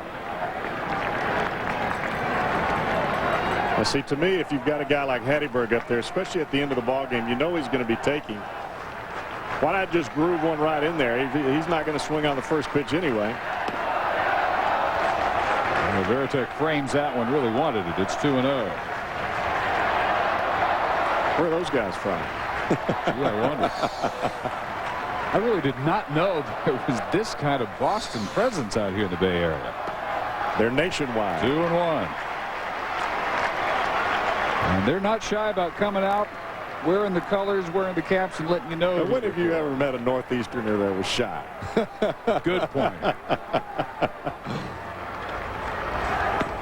2-2. Last night, Oakland had Mark Mulder going. They were thinking about a 4-game sweep of their main wild card rival at the moment. Now Boston is a pitch away from splitting these 4 games. The 2-2 is bounce foul. And Boston can leave and head up to Seattle, leading the wild card by a game. Kim may make some mistakes to left-handed batters by leaving that breaking ball over the plate, but you've got to love this kid's energy and his aggressiveness on the mound. Gets the ball, gets the sign from Veritek, and here he comes.